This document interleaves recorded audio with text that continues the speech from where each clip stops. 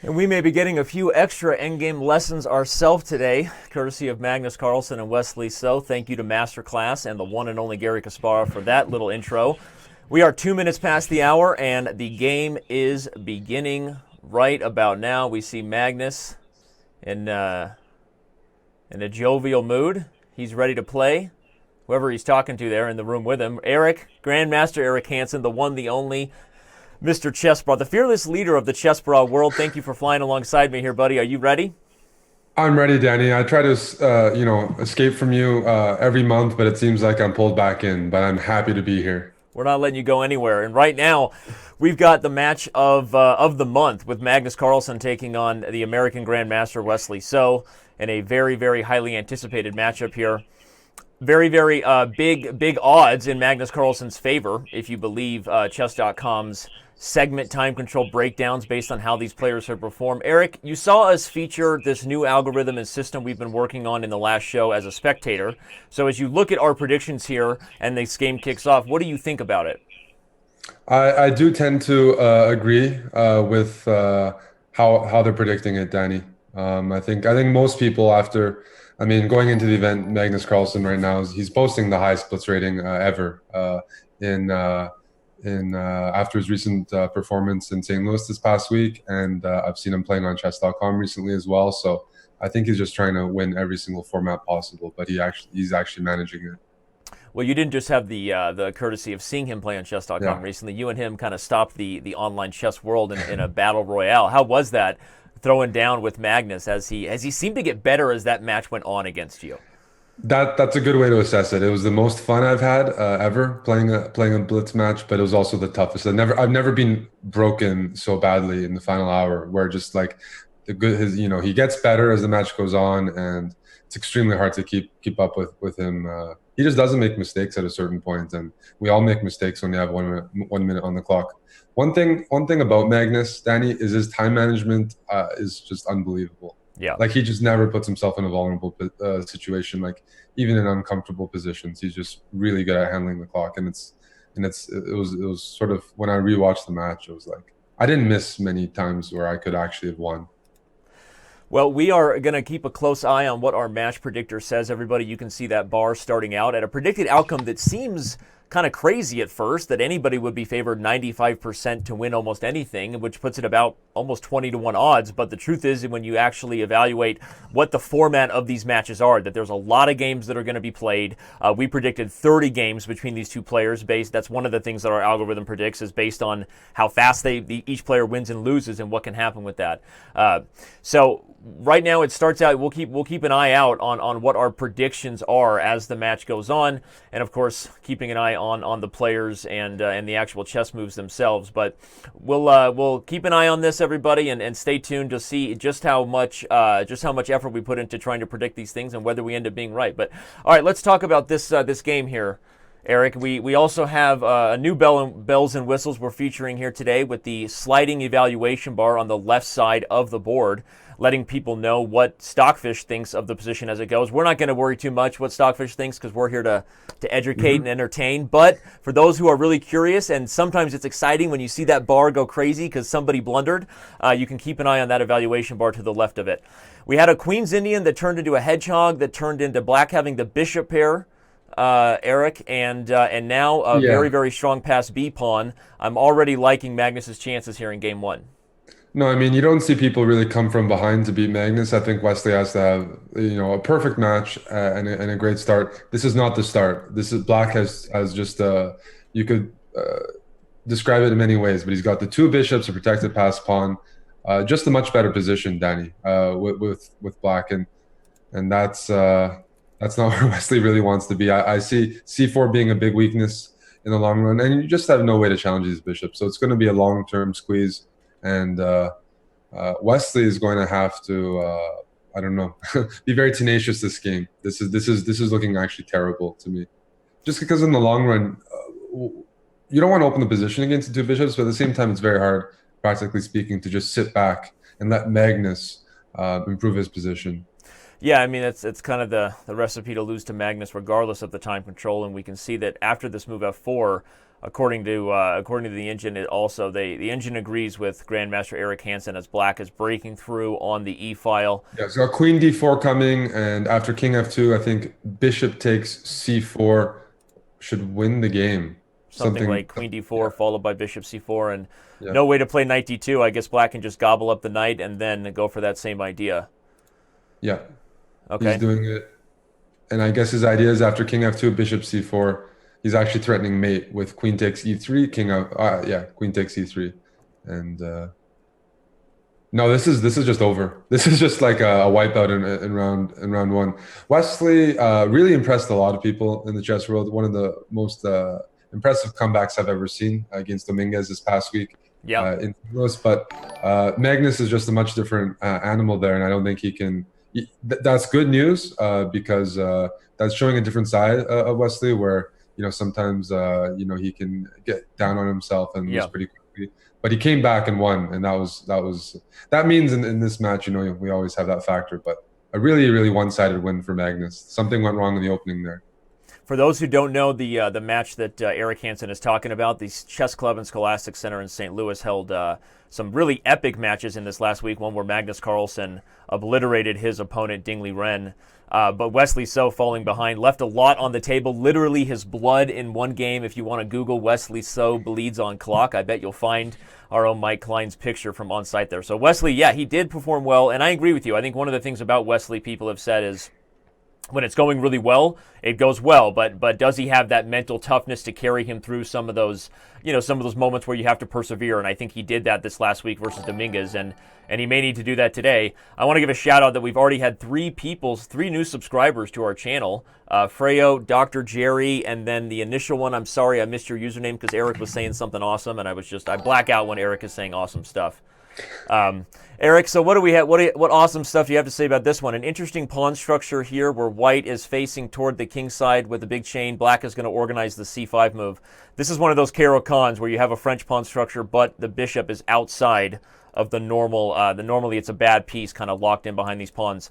Maybe give the fans some thoughts about what both sides are playing here. Well, I do want to mention one thing Wesley said this past week is he's probably going to play the Berlin less in Blitz. It didn't go so well, so that's why we're seeing him play the Caro-Can instead of some of his more solid options. Interesting. It didn't work too well, but then when he switched to the sharper options, it worked well. In this position, White's moves, it's all about positional control. Just maintaining the structure, this pawn chain from B2 to E5. That's going to enable White to have a lot of space to play behind those pawns. You're going to see options like at some point you might want to play F4, F5 under the right circumstances. Here, this is a simpler approach. Magnus is going to put a piece on D4. It's going to be a pretty quiet game. Some Caro-Cans go pretty crazy, different ways of handling it. But I think it's going to be about White getting the F2 pawn to support the E5 pawn at some point, and then maybe pushing even further down the board, because otherwise Black some people like to call these positions like a good French, that he's straight off the light squared bishop and he has counterplay against White's center. So it's a balanced game right now, but this last move, Queen D4, invites the shot Knight F5 that maybe wins the bishop on E3. So if the queens come off the board right now, or even if this knight is traded for the bishop, who does that favor? I think it favors Black with a semi-open c-file and pressure against e5. E5 would be the juiciest target on the board. In this position, Magnus, I think he made the right choice to keep the queens on the board, but I don't think Black has any issues here at all. Yeah. It seems like he's played very logical chess. And this last move, G6, is pretty nice as well, threatening bishop H6 and potentially more problems for the queen. Starting to like Wesley's chances in this second game here. Well, he's got his pawns on the right color. That's one thing you can notice in terms of evaluating some of these positions. Yep. The endgames, Black's going to have the pressure against the dark square pawns. White, Magnus does have this knight on d4. I think Wesley's doing great here. Yeah. Part of the reason Eric said that, everybody, that saying Black has his pawns on the right color, he means they're on the opposite color square of the bishop, which typically gives your bishop even more open lines and even more mobility. So sometimes grandmasters make comments like that because they're so strong, and international masters, lowly international masters like myself, have to translate it for the rest of the world, Eric. But anyway, yeah, good stuff. And as you predicted, that e5 pawn falls. It was on the color of the dark square bishop, so Wesley was able to corral it. And now as we head into the endgame, though, with everything, with all the smoke clearing, I have a hard time believing Wesley can win this as black, despite that good opening of middle game, just because his king is so open. No, that exchange didn't really benefit him. He doesn't have Yeah. much room to work with here. And the problem is E6 is weak, G6 is weak. Hmm. So he's offering to trade everything off. But well, one thing, if the rooks get traded off, Danny, how do you evaluate queen endgames past pawns? And actually, Right. black's e pawn is the probably quickest one to the touchdown zone. So that's probably why Magnus kept the rooks on the board. You can harass the king a bit, but he didn't like his chances in that queen endgame just because the prospect of the weak back rank for white and black's past e pawn, which can be ushered in pretty quickly with e5, e4, e3, scared him off.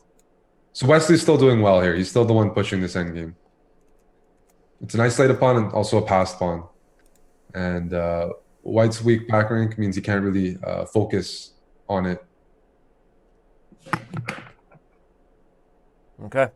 Well, now that the G2 pawn is a target, the problem for black is, can you really gang up on things on the second rank without your own king? Right. That's Perpetual. the issue. The more pieces on the board, the harder it is to anticipate those checks and that counterplay. And that's why I think rook G1 by Magnus was quite a smart practical decision. It looks very passive. A lot of people would just discount it, but keeping the queens on the board, keeping the rooks on the board adds an element where if black makes a mistake, he might find himself getting mated. Right. Well, the position now, does Magnus have a chance at some point if this G2 pawn isn't under target to swing to C1? That's why you're saying that maybe black can even get mated if he's not careful. That's right. Like that. You make some you play H3, give your king some space, and if he's or go pawn grabbing, I guess. Magnus wants the A pawn, and now he's going to start pushing it. Okay. Queen D5, by the way, is a great square to put the queen. Absolutely, yeah. It does everything. Protects E6, hits G2, and it's an outpost as well, so you're not going to blunder it. So we have a bit of a race now where Magnus is slightly on the worst side of it, I guess, just because the E pawn can be pushed, the A pawn can't, with black holding the A5 square twice. But now if Wesley takes A4, are we going to see moves like rook C1 or rook B1? Absolutely. And white flip it? Yeah. That's precisely why, king H8 does not look right. Just something's up. I mean, maybe it doesn't lose, but I can hardly believe black is making progress. And you have to love this move, queen G5, right? It hits G6 and protects G2, so suddenly this rook has been freed, everybody. Freedom. The rook will run to one of these open files and maybe get involved in the attack. Oh, this is getting very dangerous, because now if a move like king G7, you got options like rook C1. You're defending the mate, so you have time to counterattack. Rook C1 or rook F1 or rook B1, B7 is not the idea. So rook C1 or rook F1 or rook E1. Those are the three rook moves I see here, all being useful. If he wants to play for a win, he should just go for mate here. But if he wants to liquidate, rook E1 should pick up the E5 pawn. Yeah, if the E5 pawn falls for the A4 pawn, I mean, even there, white could still have mating chances. Probably, though, a trade will occur and black will be fine. But yeah, rook F1, I think, says Magnus wants to play for more than just a trade here, Eric. Was he threatening queen F6? I guess he was, so Wesley played queen D6. Queen E7 as well, to give the rook also room to maneuver on the F file. And this is where Magnus Carlsen is so tough, right? Certainly he didn't get the best opening. We liked Wesley So's Caro-Kann there. But after having an edge in the middle game, it doesn't look like Wesley was able to fully capitalize. And now, if anything, it feels like Magnus is about to be the one on the hunt. For sure. The one good thing for Wesley is his queen on D6. It not only protects B8, but there's a threat of rook A1 check, king H2, and there's a discovered E4 move at his disposal. So the queen on D6 is really good at protecting G6 and covering a few key squares. But yeah, this looks super dangerous. I'm trying to find a win here for white, because black is very quick to come up with rook A1. And yeah, that move threatens queen C8 mate, but also protects A1. This feels like white should have something, but he's going to have to spend some of his 2.5 minutes to find that out. The players are playing pretty quickly this game for the Shout out to Giyumi Kesh for subscribing. Thank you for supporting chess and being here to watch the Speed Chess Championship. Okay, is queen F7 an issue? Okay, then we'll go back to rook A1, right? And then E4 check. You end up getting mated, yeah. So we could see a little bit of tickle here, back and forth between the queen and king. And as much as Magnus would like, as much as Magnus would like to play something like this, everybody just highlight Eric Hansen's line one more time. Black would get E4 check, and the tables would turn with White finding himself mated. So so Magnus taking a little bit of a think here, maybe assessing if that's really the case or if he has any other chances. As he looks away, maybe somebody's cooking up something good in the kitchen, but likely Magnus is just going to repeat here. Okay, interesting stuff. Well, to start out, back to our game timer. Remind everybody we are only 15 minutes in here. Game 1 went quickly to the reigning world champion as he won with the black pieces and in an opening that went terribly wrong for Wesley So. But here Wesley's played better for sure. I mean, he's definitely stopped the bleeding, getting an edge as black to start, a small edge at that. And with Magnus, I think, having to settle on a draw here, you just got to be happy you're not starting with 2 losses right now as Wesley, and you go back with the white pieces. Oh, look at that. I'm wrong. He's playing for a win. He plays queen f8 to guard the h6 square. One of the problems there is Magnus spent so much time. Wesley was able to find an improvement on his original, idea of maybe settling for a draw. Queen f8 covers h6. Also, might prepare to play the move queen f4, which would put the pressure on White. Covers White's escape square. So, yeah, I agree with his decision here, Danny. He's up a pawn, and Magnus is usually on the other side of this. So, rook a1 check. Or here and queen f4, and at least black is playing up a pawn. After rook f7, I don't see it. Yeah, it's still very likely a draw. Everybody, this rook ending, despite black having this extra pawn with the king being cut off on the 8th rank by the white rook.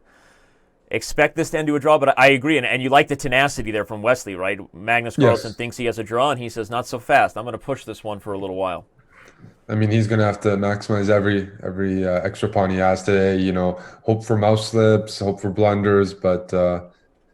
Try to have Magnus on the other end of the grind. H4 is a nice move, right? And a small instructional point for our members at home, just that it holds the G5 square and prevents Wesley from doing what he might want to do on a move like King F2, G5, and it's probably a draw either way, but just a little instructional point for members on the analysis board here that you don't want your opponent to have all their pawns together and healthy. So Magnus sort of aggressively trying to hold back the black pawns, and I think that's going to make the draw even easier for White. Yeah. Here we go. The trade will happen. He's right in time. King h6, rook takes f2. His king will be in time to defend it. Otherwise, could be some issues. But Wesley's playing this on. He's if it's going to be a draw, he's going to play it out. Speak to that a little bit, because we know you have such a unique perspective from any of the hosts here, because you're one of the strongest online Blitz players and bullet players, and so you've played both these guys. And what is it about? Is there something to the practical aspect, Eric, of working out your nerves? Right, trying to put yourself in a position where, even though Wesley, of course, knows this is a draw and he's not going to beat Magnus here, is he playing it out just so that he can kind of work out some of those initial match jitters? Do you ever do that in a match like this? Yeah, I think it makes a lot of sense in this case because he had such a bad first game that he wants to extend the games, practice playing some consistent chess, which is what he's known for. He really doesn't. That first game was a bit uncharacteristic. That was a real blowout. And I think that mainly happens when Wesley plays Magnus. Right. And so I think it's going to be a confidence builder to see himself up a pawn, to see himself in end games where he's playing a 2-result a game where he can win or draw. I think that's going to build some confidence. And I think that's pretty big for Wesley when he's playing a guy like Magnus who has, he's never beaten in some formats and just has a negative score against. Right. Well, playing fast here to start this next game, we see Wesley with 5 minutes and 6 seconds, everybody. More time than he started with. But and so as the match goes on, you think that's partly why you might play on games like that. Just the fact that you psychologically get used to looking at a board where you have an advantage against Magnus Carlsen, right, the world champion. And that's something Wesley's going to need in his favor as the gloves come off here today. Oh, for sure. It would have been useful for me. I stopped getting good positions at a certain point, and Magnus, he really starts finding his rhythm, and so you got to try to stop him there, tire him out, get those good end games. I agree with the choice. I understand why he's doing it. All right. Well, now we have this knight on e5, and probably a little bit of an edge for White here. This is sort of a typical kind of whatever this was, a Larson knight f3 b3. We saw Hikaru Nakamura use this opening a lot against Fabiano Caruana in their match.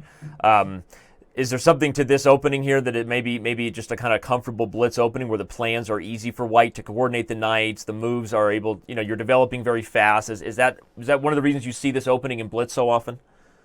Yes, easy to make moves, easy to pre-move. and it doesn't matter too much what your opponent does. So you really can come up with a pretty quick start. One thing I'll say is it's also just a fun opening for black as well. Okay. Like these hanging pawn positions, you can play like a bit aggressively, and it's a lot harder for white to maybe find the precise positional moves that often, stifle these openings. So I think it's good for both sides. Magnus is going to have to play dynamic to justify. I mean, he's expanded a bit. Those pawns are also targets. So it's sort of, we'll see who imposes their will here. But it has some Talk benefits. about this move f6, right? A little bit. I mean, so it obviously has the clear intention of removing the knight from such a strong square, but also a move that could eventually have some backfire capabilities with the light square. What's going on here? Oh yeah, it was just after he took first. He wanted to create that isolated pawn. But yeah, Wesley had this c6 in between move that Magnus may have missed. Yeah. Not entirely sure.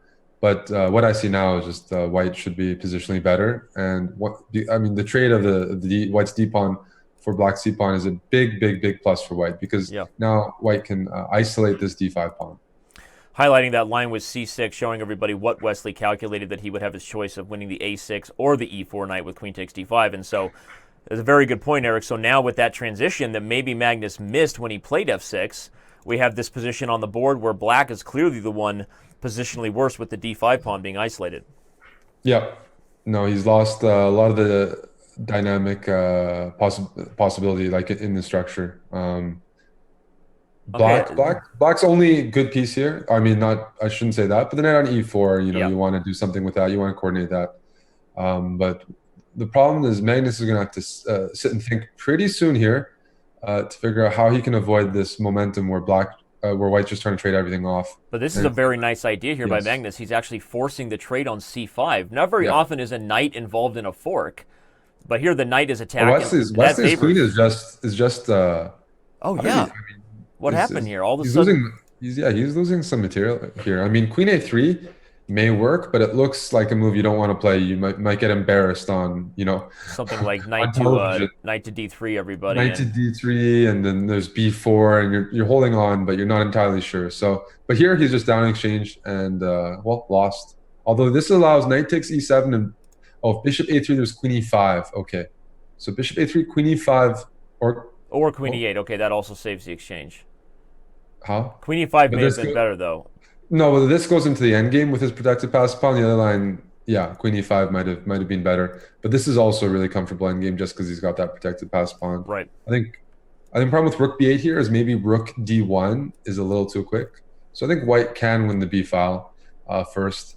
But yeah, Magnus, if he played queen e5, may have just been winning on the spot. That's super interesting there. I mean, it felt like f6 has played, and Wesley finds this nice little trick to create an isolated queen pawn, but then immediately overplays his hand on the queen side, Eric, and gets his own queen trap. That's got to be disappointing there. Yeah. No, I think he was quite comfortable with his position and just completely missed that idea. This game has, we're seeing the players still get into the rhythm. There's been a few inaccuracies, but that's obviously going to happen. Black here for his part, he's maximizing the king. I'm not sure about a move like rook b7. Yeah, rook b7, I'm not sure how he's planning to deal with it. But his idea is he doesn't mind giving up pawns, Danny. He needs his rook on b2. Yeah. So he'd love for white to take on h7 and play rook b2 and use that active king, active c pawn, and rook to generate a lot of counterplay in white's queen side. Yeah. Showing that line for the fans there because I think it's an instructional moment to remind them that active rooks are often worth a pawn in the endgames, right? The Dvoretsky theory. You'd rather have the more active king and the more active rook than a pawn. And Wesley knows that too, though, which is why he didn't just go take h7 and allow that rook b8 idea. And now he may be able to win the c pawn with rook c7 check and take c4, even though that allows a move like rook e2. So sort of a lot to think about here, which is why Wesley's taking a moment. Yeah, rook endgames. These are very tough to evaluate. He can win the c pawn. He allows rook e2. I don't think you want to allow rook e2. That's all. I think a draw, if you can get a draw, is good. Well, kings love it when they get involved in a game of tickle there, and easy to pass the time. Black again holds a draw, so Magnus not really that upset, even though he was the one pushing for a win. Lets out a laugh there. Not sure what's going on there. Magnus in a pretty, like we said, a pretty happy mood today, wherever he is there. Want to give a shout out as the next game gets underway here to the chat, Chess Bay, and all the regulars hanging out in the Twitch TV/Chess Chat, and then all of our members at Chess.com/TV. We see you guys yapping away. Mm-hmm. Thanks for being here. Thanks for watching, and thanks for subscribing and supporting our show. Yeah, we are following the chat everywhere, seeing a lot of seeing a lot of activity there, which is good. It adds to the atmosphere when people are chatting, cheering, trolling. Chatting, cheering, trolling, and those are the three of the Twitch chat. The chatting, cheering, trolling. All right, what do we have here? This is kind of an awkward little Caro-Kann. You made it a point already to say Wesley is going to avoid playing the Berlin in Blitz today, but this Caro-Kann is not one you see every day, with Black having an isolated pawn, but also up a pawn as it currently stands in the center. Yeah. Well, it seems like me if, for example, White were to queenside castle, that Black's a little bit quicker to the punch. Maybe not the structure's worse, but in terms of how to play this, so you get to play knight c6, bishop f5, a pretty simple position for Black. I guess what that means, Danny, is Wesley wants to keep pieces on the board because White will win back that d4 pawn, and Magnus is evaluating: do I do it now or later, and boast a better structure. Right. So this is going to be a sharp game because it's not in Black's interest to trade everything down. Especially with that last move by Magnus, castling long, right? I mean, you put the kings on opposite sides of the board here, everybody. Look for Wesley So to try to use the b-file and attack, and for Magnus to try to rush the g-pawn, even if it means losing the g-pawn. I think here maybe he'll play bishop d3 and not be too worried about Black taking on f3 because it would open the g-file, or what do you expect? That would be possible, and he's done it. There weren't too many options. Black is super active here. Magnus with this move, yes, he's inviting complications. Right. Because all of a sudden his structure would be pretty bad too. I think Black is doing quite okay here though, Danny. He doesn't need to take on f3. He's just developed very comfortably, and somehow it's a little. Yeah, I mean, if that move, a3 happened. I mean, Black. And the reason why you said that, Eric was about to say, if that move has to be played, queen takes b6, Black is doing okay because no grandmaster wants to trade and help fix his opponent's pawn structure, right? No. Yeah, so now... Especially a guy like Magnus who will take one weakness and win a game with it. Yeah. Okay, well, Wesley still maintains a little bit of an edge here, but... By the way, just to show my maybe lack of understanding, I would have strongly considered bishop takes f3 and a move like knight h5 and post the knight on f4. That seems like a very dangerous variation. I'm not sure it's a lack of understanding, maybe a missed opportunity by Wesley. But he had it twice. He had it twice, and Magnus allowed it. Magnus had to. It was pinned, but that was available 2 times. Now there's knight e4. Knight e4 needs to be considered. Anyways, a very, very good position for Wesley without any risk here. And a lot of his losses against Magnus, I've looked in the past, he has actually lost in complicated positions. He sort of had some poor games in solid, in sort of symmetrical positions. He doesn't, that's not where he's gone astray against Magnus. Interesting tactical shot there by Magnus. Knight d4, everybody. You've got f2 hanging, you've got g4 hanging, and Wesley finds what I think was the best move, just to say, you know what, I don't need any of that. I'll back up the bishop and guard c6, and I maintain an edge because Black has this e-file here, everybody. Black has the a-file. Wesley remains in a comfortable position here. Though, you got to say that with the knight on d4, I guess it's better than it was a little earlier. And this pawn on f3. White's improved his position. White's definitely improved his position. It's still comfortable for Black. We're seeing g5. Why g5? Well, just gain space. It allows the king maybe g7, f6, a nice route outside. Also, he's thinking about endgames where he might want to put his pawns on dark squares and strengthen his light squared bishop. So b4 is a good move as well because Black wanted to play b4 and c5 and get c5 and d4. Black wanted, that'd be a nice pawn structure. b6, c5, d4. That would complement this light squared bishop real well. So right now he's bringing the king in. Slightly better endgame for Wesley, but I think this is the type of game that I think the fans are hoping to see. Like, it's going to go long. Wesley, in this case, is the one pushing. And he's going to have to make the most of these positions today. It's a nice idea, bishop c8, everybody. Wesley was trying to get a move like bishop a6 where he could trade off White's light square bishop because that would open up the c4 square for the knight. So nice idea, but Magnus kind of puts the stop to it with b5. No, b5. all of a sudden your beautiful pawn structure gets ruined, and I Hmm. think we all Oh, hate we all that. cry a little inside. Isolated pawns. No, now the position is completely good, fine for black. For white, I should say. Magnus is not in any trouble, and he might be looking to play moves like h4 soon, Danny, and Yep, activating the there it rook. is. H4, everybody, hoping that Wesley might take it. Rook H1. Suddenly, white gets 2 targets for the price of 1 pawn. So, Wesley not interested in doing that. I have to say, the position I'm sitting now, I don't like as much as I before, know. where he I maybe feel had like had a target. the tables are turning here slowly but surely. Even knight c6 and then knight b4 is an interesting plan for white, just to kind of relocate the Hmm. pony and poke at the d5 pawn. Knight c6, yeah, yeah. Black's gonna have to move his king away from that isolated pawn because there's some knight b8 Yep. funny checks going on there. Now Magnus is making progress. I mean, his position has been getting better and better, even though should be objectively very close to equal. That rook is trapped. Whoa. And That rook is suddenly, trapped. and b5. we've almost had 2 games like b5 that. has We to be see played. Wesley So kind of look over his left shoulder and shake his head like, b5 ugh. has to be played, and that is not the move. Now there's knight c6 and knight b4. Your Yeah. idea is very strong here, Yep. but this is putting all your pawns on like b5, d5. Those are just targets for whites. Light squared bishop and well positioned rook on d1. Magnus has turned the tables here, and he's pushing. Yeah, it just super well played there, that transition into the endgame. Um, Magnus This is taking his ugly. time deciding whether he wants to take on b5 here, I think, or play knight c6 check, because you can just take on b5 You can, yep.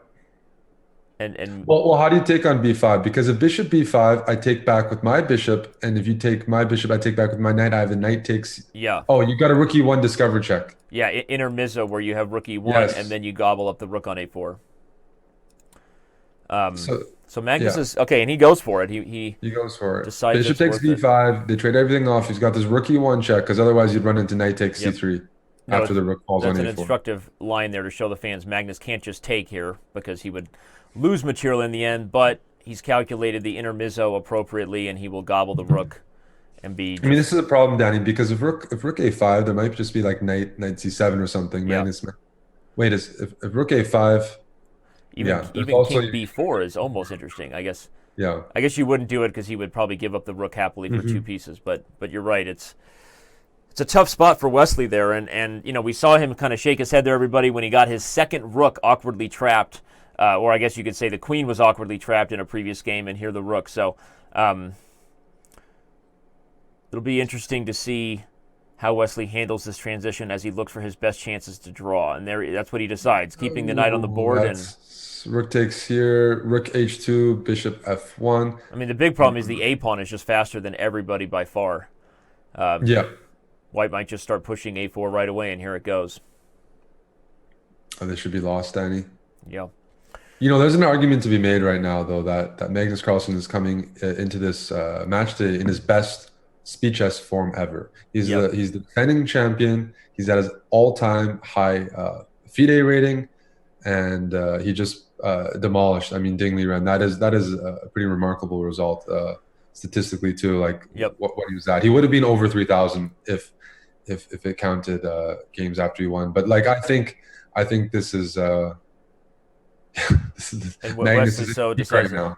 not Yeah. interested in letting myself be tortured in this one. And again, you make a good point. We bring up what the pre-match prediction stats were here, everybody, according to our metrics that we are working on more and more, so we can have really cool ways to predict chess matches of all kinds, not just on Chess.com. But Carlsen pre-predicted to win this match by 19.5 to 10.5. Right now on pace to stay right there with it.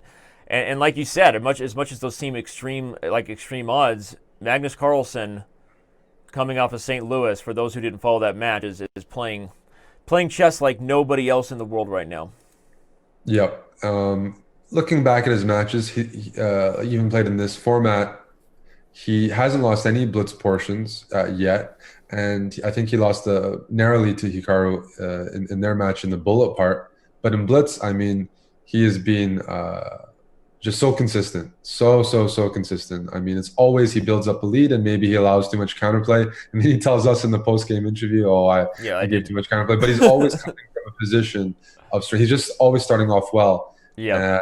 Uh, and he's one of the last guys on earth you'd expect to blow a lead. So Wesley should already have a sense of urgency. Yep. Magnus is so good at controlling the pace of a match. Which is one of the reasons I brought up the opening approach there from Wesley. He goes back to this sort of Nimzo Larsen ready type of whatever. I don't even know the name of it, but knight f3 and b3. And, at some point you wonder if he may have to go to some more mainline stuff that he would have prepared for over-the-board tournaments and try to test Magnus in sharp waters, because I agree with you. I think you got to get wins early if you're Wesley and not let this match get out of control.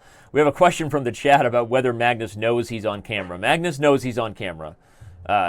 He just that's Magnus on camera. There you go. They both know they're on camera. And what's going on here? Wesley shook his head, but this is a weird position. I don't think Magnus is going to be able to hold on to that d4 pawn. Isn't White just a little better here? If this d4 falls? There are some tactics. Yes, White is better if he wins the pawn, but there are some tactics here against f2, and I'm not sure the best way to handle that, because if you do bishop takes d4, you win the pawn. Maybe not in the long run. Actually, no, it just loses. Bishop d4, knight d4. There should be some sort of pin with the dark squared bishop. Yep. So he can't win the pawn comfortably, and well, Black's next moves, Danny, are going to be like bishop f5, rook a8, and rook fe8. Just showing the fans the line you were talking about on the analysis board, where why Wesley can't just go straight forward and gobble that d pawn, and so he settles on knight. I like this line, because if knight c3 you can take with your bishop, which you don't want to do, but you have a quick follow-up of knight e4. Yep. Maybe that solves your issues. You have to take. That may be what he has to do now, right? Magnus sort of forces his hand and says, all right, I may lose the pawn, but I get rid of your dark square bishop. And that's important, everybody, because as the board opens up, if this bishop on g7 doesn't have a challenger, you got to be careful of tactics on this diagonal. So here comes queen e7, I anticipate, yeah, and the reason is that Magnus can go get the c5 pawn, but Wesley goes right for that. Ooh, that's a surprising move, going back. So why doesn't that is a strong move. Okay. If rook d3, bishop f5, if e4, you can do bishop takes e4. If rook e3, you run into bishop h6. So this looks to win material, Danny. Like queen takes a1 is coming. You either win the knight or queen takes a1. No, that is now this position is still quite imbalanced. It's a knight and two pawns for the rook. You can argue for both sides there. Depends who coordinates better. Yep. Yeah, White has a pawn for the 2 pawns for the exchange on both sides of the board, and a strong square on b6. Black would love to play a move like b6 there, everybody, but immediately you'd have to worry about things like knight e5 with tactics on the diagonal. So Magnus plays rook b8, and he's going to try to undermine this outpost square on d6 with a move like b6 as soon as he can. But initially, this bishop on g2 is causing problems for that. I agree. Like when I first looked at it, I didn't realize there was 2 pawns in a knight. This is a position I think most Blitz players would take White, because practically speaking, the rooks aren't great at all. I mean, they need open files. The knights have outposts. I mean, that knight on d6 is great. The other knight can like go to c3 to d5. White's pieces are better than than Black's rooks right now, and I think that's why White has more than enough compensation. You'd love to play a3 b4 as White in terms of an objective, solidifying the c5 square and also using your majority. Yep. And immediately there may be tactics on b7 here. If White wants another pawn, you could probably capture it and then gobble your piece back with bishop takes c6. I don't expect Wesley to do that, because likely that actually would have, and he doesn't. But here comes the knight to d4, Eric, right? We like this idea of a6. Oh, this is a serious threat. A6, I'm going to do maybe potentially bishop takes c6 and then knight d4. And argue that even better. That outpost on d4 is permanent, and also c6 is such a big weakness that White would be positionally winning. So a6, bishop c6, bc6, knight d4. I love White there. I still like White a lot. And White may still go for that exact type of idea, take on c6 and put the pony on d4, and indeed he does. He's going to go for that. And look for Magnus to maybe give up the exchange here. Rook takes d6 and try to draw. You can do rook takes d6 or first bishop e4, preparing rook takes d6. Or bishop d5, but then there's maybe e4. You have to be careful. Because if rook d6 takes and bishop takes e4, everybody, White has the intermezzo knight e6 check. Very nice. Very nice. Now this is definitely Wesley in control. Yeah. Could be a huge moment in the match here. We highlighted Wesley needing to strike back. already down by 2 games with huge odds favoring the world champion to win this match. So this has been a great game from start to finish by Wesley So. Wesley handled the tactics and this very aggressive approach by Magnus, and now he finds himself in a close to winning position. All he needs to do is make sure his king is safer. I'd love to play f3 and g4 for my king, not only trapping Black's bishop, but getting my king off the back rank and slowly but surely push these queenside pawns down the board. Yeah, I almost He loved doesn't need your to do that, idea. but it's just a way in case you ever worry about a back rank issue. But he doesn't even think so because he controls the c file and the knight on d4 blocks the d file. So Wesley's comfortable just pushing this through. Yeah. This is a big win. He needs this. He needs this. It's Yep. 3-1 right now, and this has been a very consistent game. The players, by the way, they do play quickly, Danny. They don't get in time trouble like I yeah, did. these are both. I mean, I don't know what we're on pace for here. I know initially our match prediction said 30 games, which, by the way, is on the higher side, so that's not a surprise. Our average, our algorithm and metrics predict that the average games played in these matches, Eric, is 28. That's what we've had overall, but this match was predicted to have up to 30 games played. So, and right now they're on pace for that as Magnus just resigns, doesn't want to try to hold, and they will go at it again right now with 49 minutes left here in our first portion. If you're just joining us, thanks for spending your Saturday, your weekend with us. Kind of a rare weekend match. We normally do these things in the middle of the week. So for all those who always wanted a weekend, here you go. Magnus Carlsen is up 3-2 here in the 5-minute portion. The Speed Chess Championship brought to you by Masterclass. All right, Eric, a big win there. The weekend is when we find our true fans, when they got the option to go to a party. Right. Or watch Saturday, Saturday's when you weed out, right, the men from the boys, yes, right? They wouldn't be right. spending a Saturday with us, Eric, if they didn't really love us. Yep. Okay, another Caro, another small edge for white, but also, a totally solid position for black. Yeah, Wesley's definitely prepared the Caro for this match, and he's gotten very playable positions. So he just needs to improve on his last game, Danny, where he was doing quite well and blundered. So his openings are not the issue right now, and it is a very close match. So far, I guess you could say Wesley's doing pretty well. He just needs to convert his chances a little bit more, and then we're looking at a very even match. I'm not, these positions for white, you double on the e file. You're not going to break this structure f7 to d5. So what you try to do is try to undermine it on the other side. Potentially this h4 move, you might actually follow up with g4 because black's very solid, but he doesn't have any breaks. He doesn't have e5. The one break he does have is b5, the minority attack. But on the king side, white sort of has some flexibility there and some options. So I think he is going to try to play for g4. Yeah, and especially with this rook being lifted to the 3rd rank, it has sort of both nasty intentions potentially of coming to h3 and defensive-minded intentions, keeping an eye on the c3 pawn. This is a structure you normally see where with colors reversed from the Queen's Gambit declined, right, Eric? Where you have black maybe thinking about kingside attacks and white launching this minority attack. And for the fans who don't know pawn structures as deeply, the whole point of this move b4 is white doesn't have good choices. If black takes it, this pawn is weak. If you take it, then the d4 pawn becomes weak. So Wesley's getting traditional counterplay on the queen side in this pawn structure, but here goes the rook to h3, and this is going to be sharp. Magnus is going to go all in here with h5 coming soon. Because he's not going to be the type to just allow c3 to be the weakness that Wesley can just jump on. So he's got some counterplay here. And he's done well, Danny, when things have been complicated. So the last game is a very good sign for Wesley. That it was a complicated opening. He handled it well, and he outplayed Magnus in that. That's often, he's been vulnerable there. So but here he's got another opportunity. Yeah, the position is close to equal, and And I like that he's Well, sort of building up on this tension here and not making any clear decisions yet about what he wants to do on the queen I don't side. see any breakthrough for white here. This is Yep. going to have to sort of provoke a mistake here. I And think black is doing just talk fine. about why white doesn't want to play the move f4 instead of what he did with knight f3, just for the fans there. F4 just too weakening to the white king Yeah, side. too weakening, and it doesn't.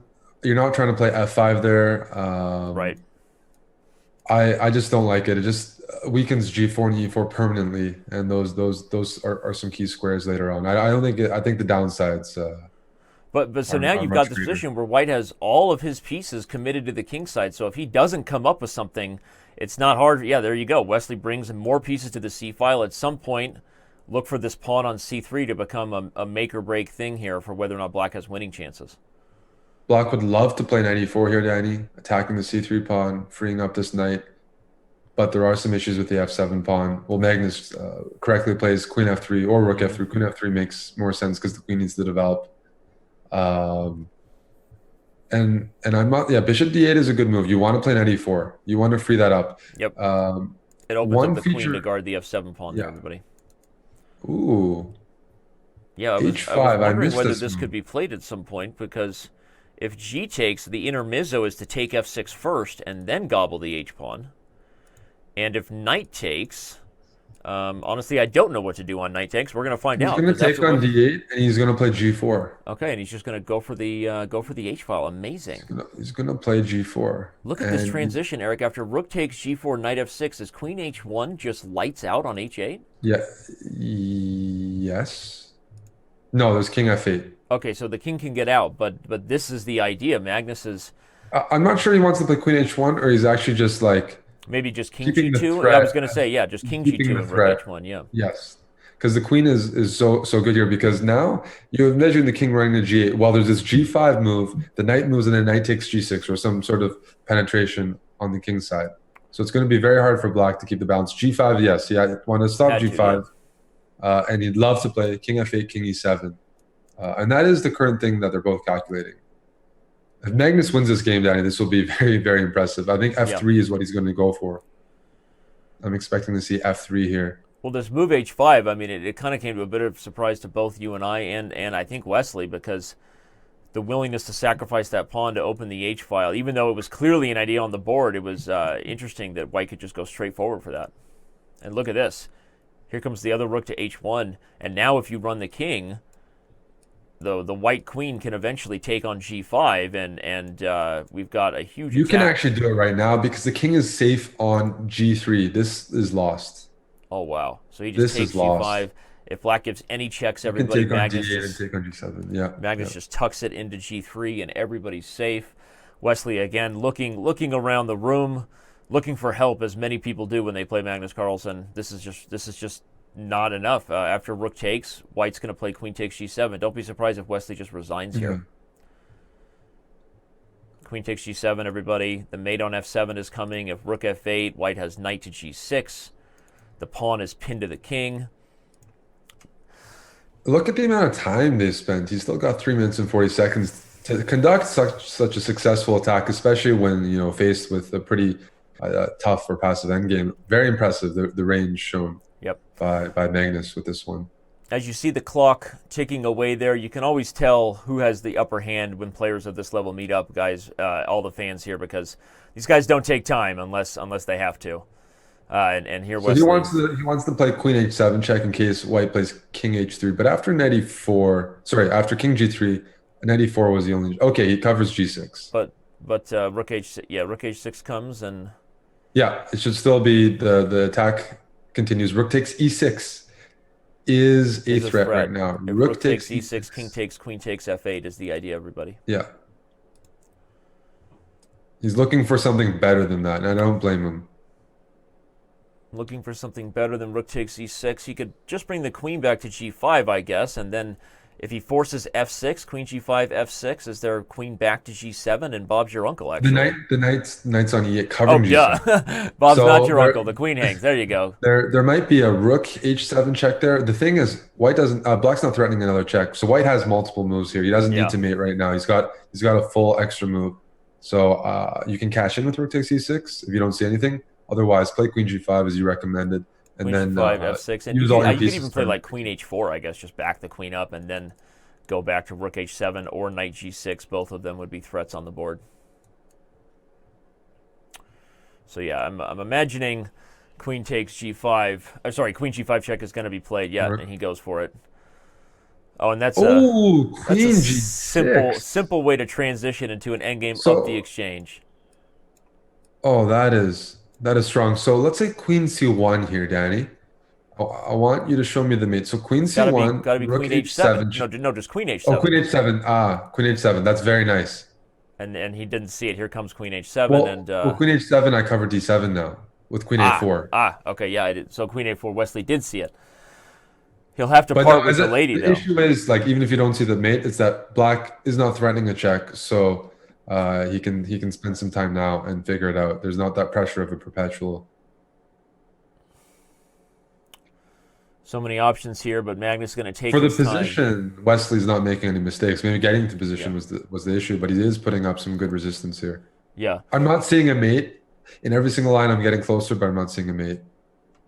Well, maybe Wesley sees it. Look at this nice move, queen to b1.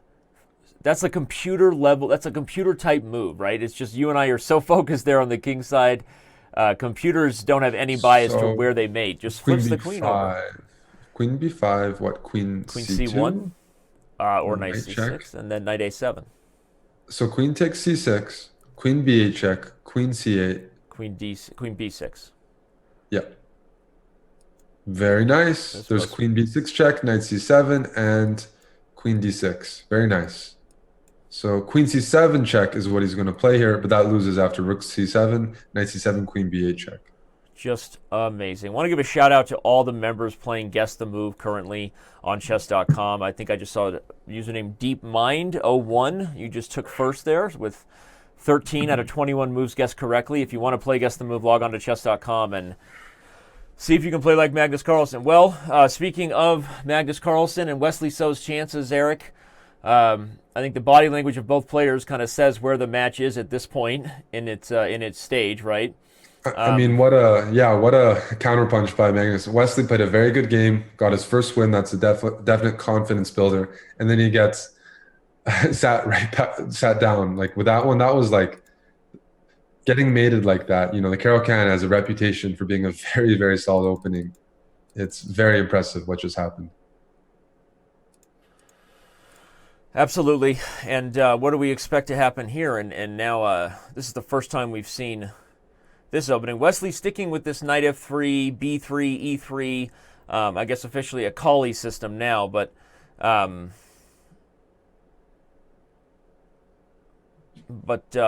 some point, what do you think in a match like that? I know you've had a lot of long blitz sessions. At some point, what's the balance between being stubborn and sticking to your guns because you prepared this system, which I think it looks like Wesley did. He's gone to it several times with white, and then recognizing that it's time for a new approach and try to mix it up. What would be your thoughts on that? Well, in Wesley's case, I think you should mix it up if you've prepared properly.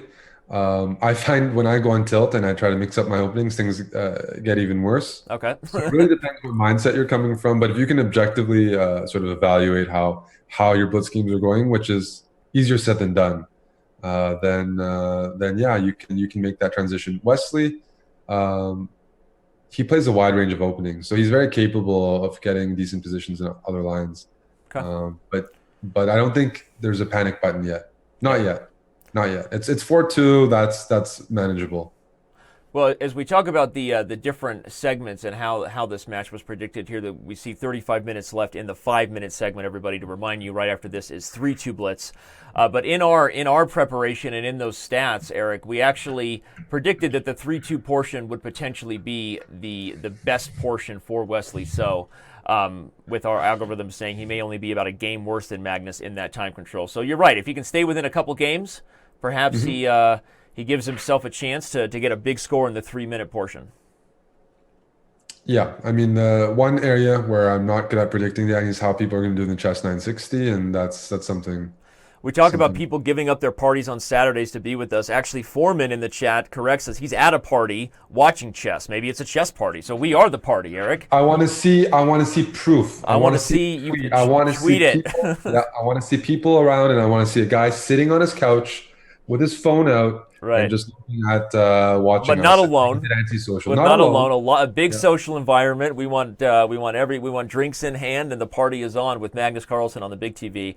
Also, Brandon Laughlin asks at Chess, if it wasn't for Magnus Carlsen in this generation, like take Magnus out of the picture of all the best players in the world, who do we predict would be the world champion right now? I don't know. Maybe Anand would still be the world champion, but I think you got to say Wesley So and Fabiano Caruana are right there.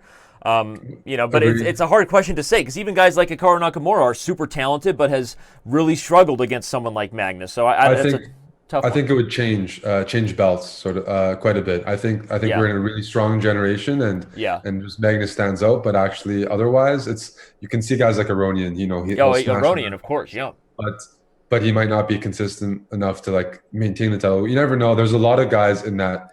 Right below Magnus, there's like 5-6 players who you could make a good argument for, and I think it would change hands. Yeah, it's a great point. Thanks for those questions there from Braden Laughlin and Foreman and everybody in both chat rooms. Please keep your questions coming, and thanks for watching.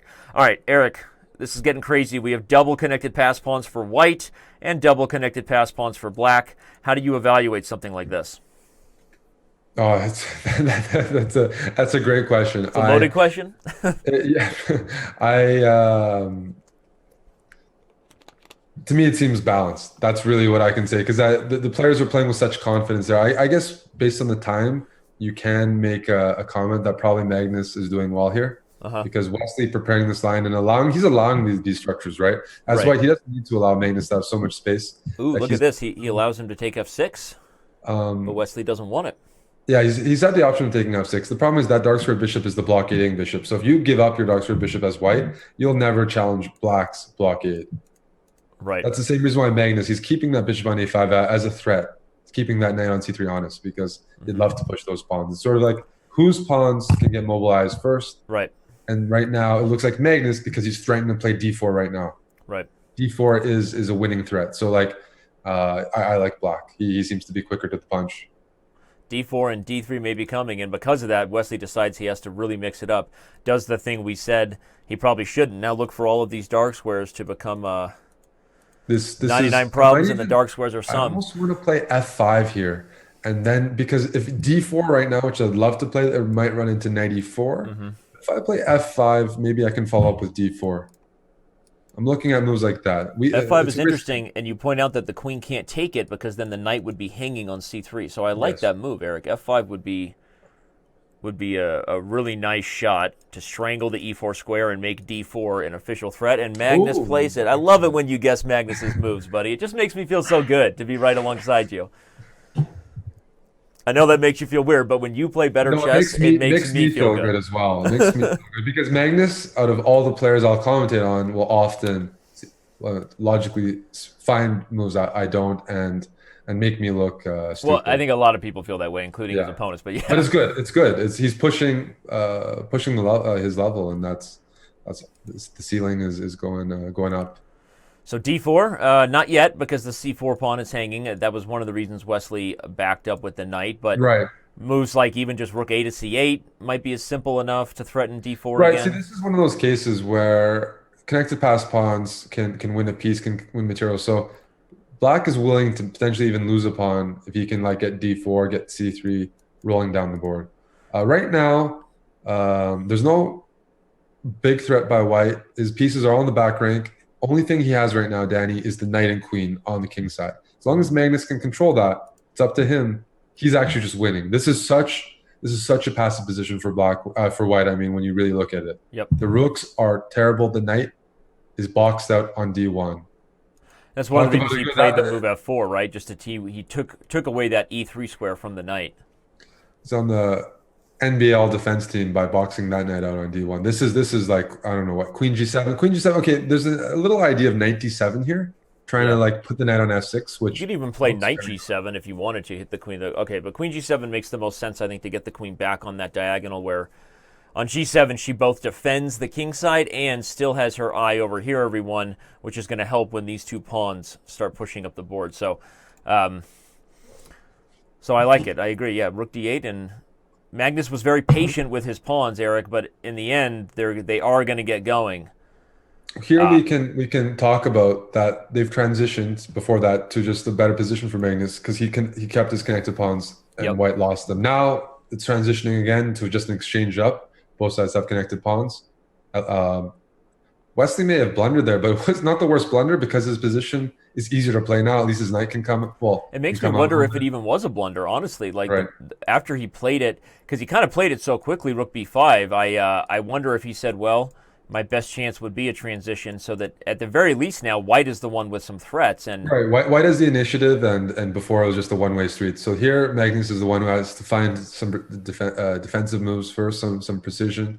The issue still is that this bishop on f1 is a non-factor. This knight on d1 is a non-factor, and it's hard to imagine that two connected pawns and White's remaining pieces will beat all. oh, he that just Magnus blundered. has. He played c7. He just forgot the Yep. bishop was guarding the rook, and oh Yep. no, Magnus So gives rook takes b6. Yeah, there's just the queen. The rook goes to c8. The queen goes to f8, and Black has enough. But I got.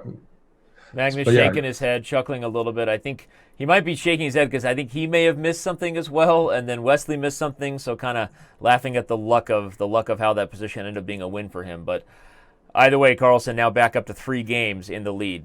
Sorry, 3 games in the lead. That is a big lead. Now, Danny, is when I would start considering switching up my openings as Wesley next time I play White. Those are a couple losses with White, and Well, especially because you made a great point, Eric, highlighting that Magnus wasn't even down on time for a second, right? So it's not even just that he's outplaying him in the opening, but Magnus was up almost 2.5 minutes on the clock at one point in that game, which tells you he's more than comfortable against Wesley's prep, and it might be time to change gears.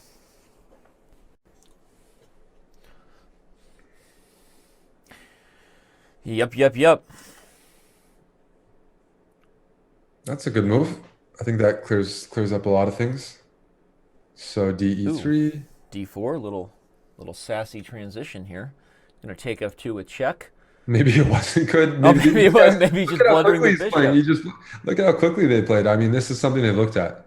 They both thought they were playing theory, and we're going to find out in a move or two. And I think we're going to find out that White is actually going to end up a piece here. Yeah, what in the world just happened there? Let me back that thing up. So I think Wesley thought he was playing a line he had looked at, and Magnus was well prepared for this. Knight e4, the tactics work. You're attacking the bishop on c5. the point, everybody, is if Black trades on e4, White gets this bishop away from the attack with tempo, just gobbling back the piece on e4 and somehow being up a minor at the end of it. So We're in very dangerous territory right now, where Magnus is building some momentum. Magnus Very is doing what he dangerous does. Classic Magnus being Magnus. Well, Wesley's going to be all in, but here comes knight takes f6 with check. And then, I mean, how can knight takes f6 and then just back the bishop up to e4 not be just fine for White?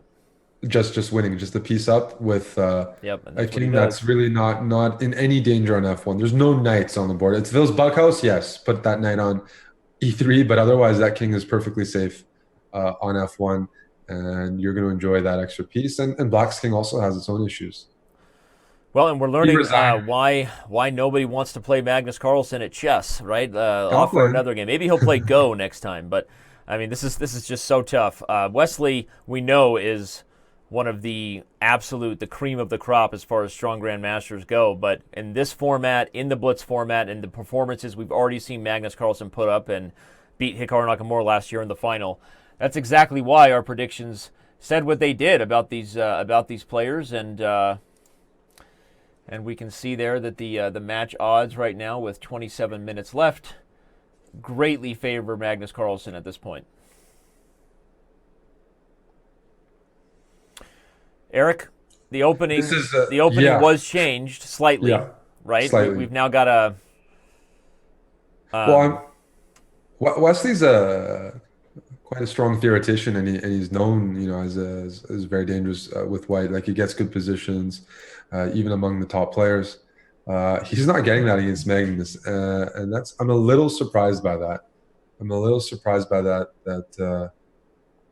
maybe you should try e4. Like I'm looking at You know, this I and tend to agree, and I think that it's one of those things that online chess, when you play so casually, has you thinking, okay, like I know that there's some blitz openings I want to play, but you know, when these guys come prepared and there's a lot of money on the line and they're in good form, I mean, I think your best chances to beat someone like Magnus would be to use your highest level of preparation. You know, I mean, at a certain point, you've got to Mhm. be able to challenge him in the main lines and see if you can catch him. That's where he's been vulnerable. I mean, if you could say If you could vulnerable, say the Magnus is other, ever vulnerable, I yeah, agree. but Yeah. he's not. His openings are still exceptional, but he's been caught before, and he's better than everyone else. And I think his what makes Magnus the world champion and better than some of his peers is not in the opening phase. It's the middle game phase, end game, a lot of other factors. But in the opening, he shouldn't be getting as good positions as he's gotten today against a player like Wesley. Players shifting around, we're losing sight of them. We've got Magnus's mouth meets Wesley's hair. We've also been told by one of our statisticians that the record number of games so far in a Speed Chess Championship match, if you're wondering, was 31. But this match is currently on pace for 32 total games. Given that when these guys are blundering, they seem to kind of just resign, Eric. Right? I mean, we've seen a lot of quick games. This will be game number 9. In the have we had a draw yet? Yes, We Rook had Endgame. we had two Two draws. draws. Okay, two Yes. draws so far, but of the games we've had, 2 draws and everything else decisive. Yeah, I mean, they played sharp positions, and we're seeing that. Well, Magnus is doing well. He's handling most of the sharp positions properly. He did lose that one game where Wesley played fantastic Hmm. at chess. But yeah, we're seeing that when people are watching, they're wondering why Wesley resigned, let's say 2 games ago when he's down a piece. It's like, yeah, I mean, he wants to play more games, and he really trusts in Magnus's ability to convert there. Right. Um, and I probably agree with that approach. I don't think that position was one where he realistically had chances to come back, and might as well live to fight another day.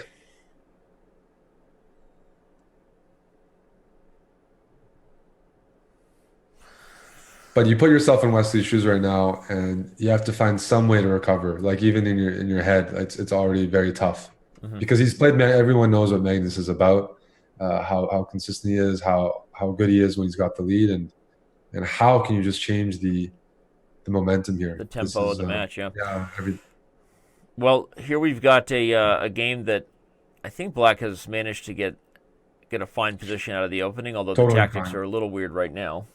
Wesley's positions, as I would say, with Black, I don't have any criticisms. With White, Yeah. I think he might have to switch it up. With Black, he's getting playable positions, and he can't complain too much. We're seeing another position here where Magnus is probably going to keep the queens on the board, and he's probably going to try to use the space given by this e5 pawn to Hmm. to get some pressure on the king side. But One it's of the not. only issues Black has in the position is his lack of development on the king side. And if you play e6 to try to get the bishop on f8 out, maybe there's ideas of the knight coming to e4, and then d6 is a potential target. So I agree, Wesley's position seems fine, but he does have something to figure out right now on the king side. And here he plays e6, but I expect knight e4 from Magnus. And yeah, he plays it. I tend to like White in these structures. I feel like they're deceptively dangerous when you've got this pawn on e5. d6 is weak. Maybe the light square, sorry, not the light square bishop. The white bishop comes to g5 and makes it hard to put the dark square bishop on e7 without trading, Mhm. and d6. So, am I overestimating White's potential I for an edge? And here, although he's playing these moves, right? normally I would say yes, but Magnus is playing it pretty confidently. Normally I'd say like, yeah, I've done nothing wrong as Black. I'm super solid. I got a great knight on d5, but I'm one move behind. I'd love to have Right. bishop e7 before you. I don't see Yep. how to get that. So in this specific position, I would have to agree with you that there is annoying pressure that White is going to get on the dark squares. Right.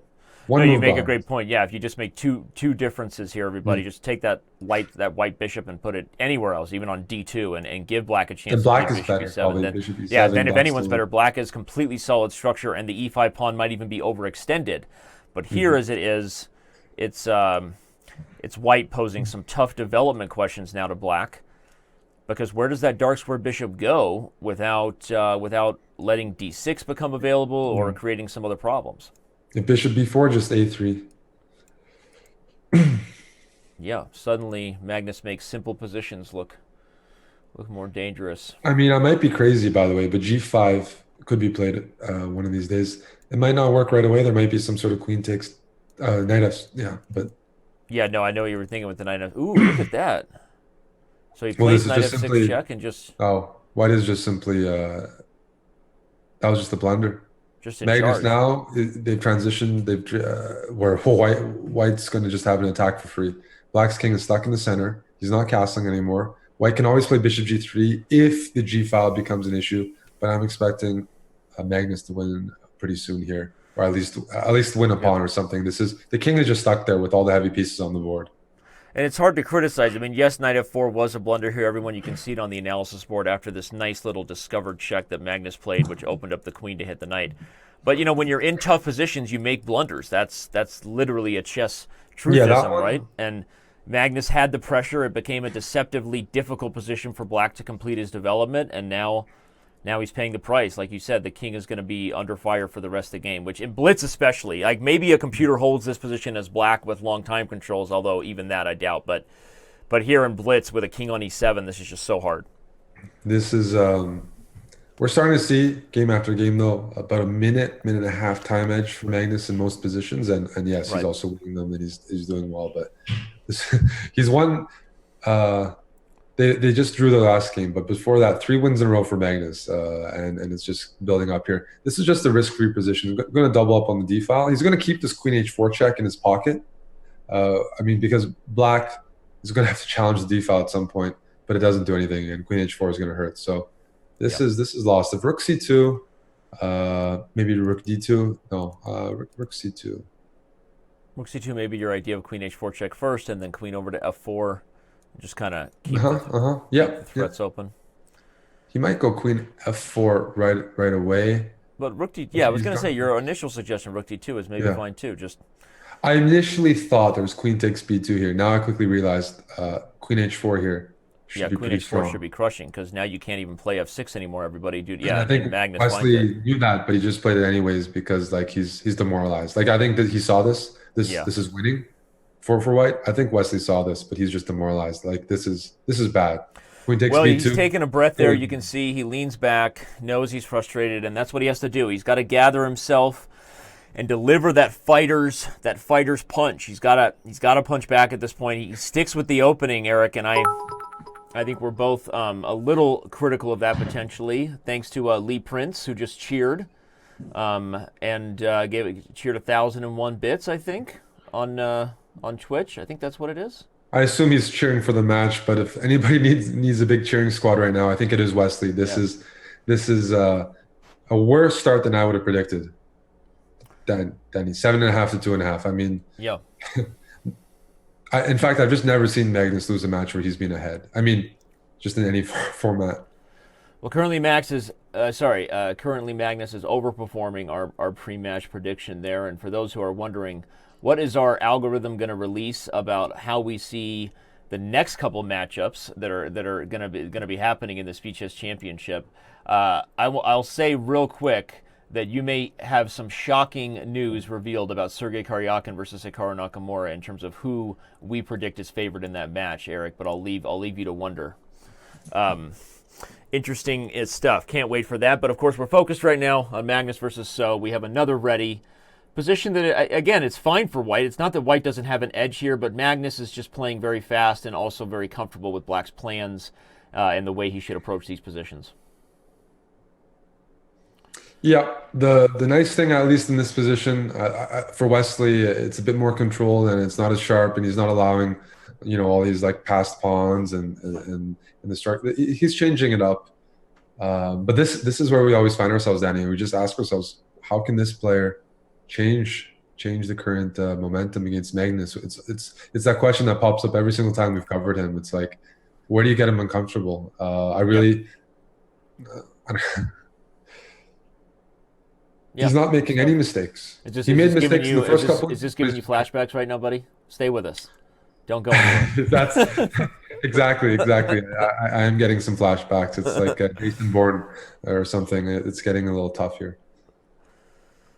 All right. Well, Wesley's doing okay here. He's got the knight Like on. so, Right. No, he's got the knight on c4. He wants to solidify that, which means you have to control the d pawn. So he did that with e4. Now d5 can always be met by, let's say, taking.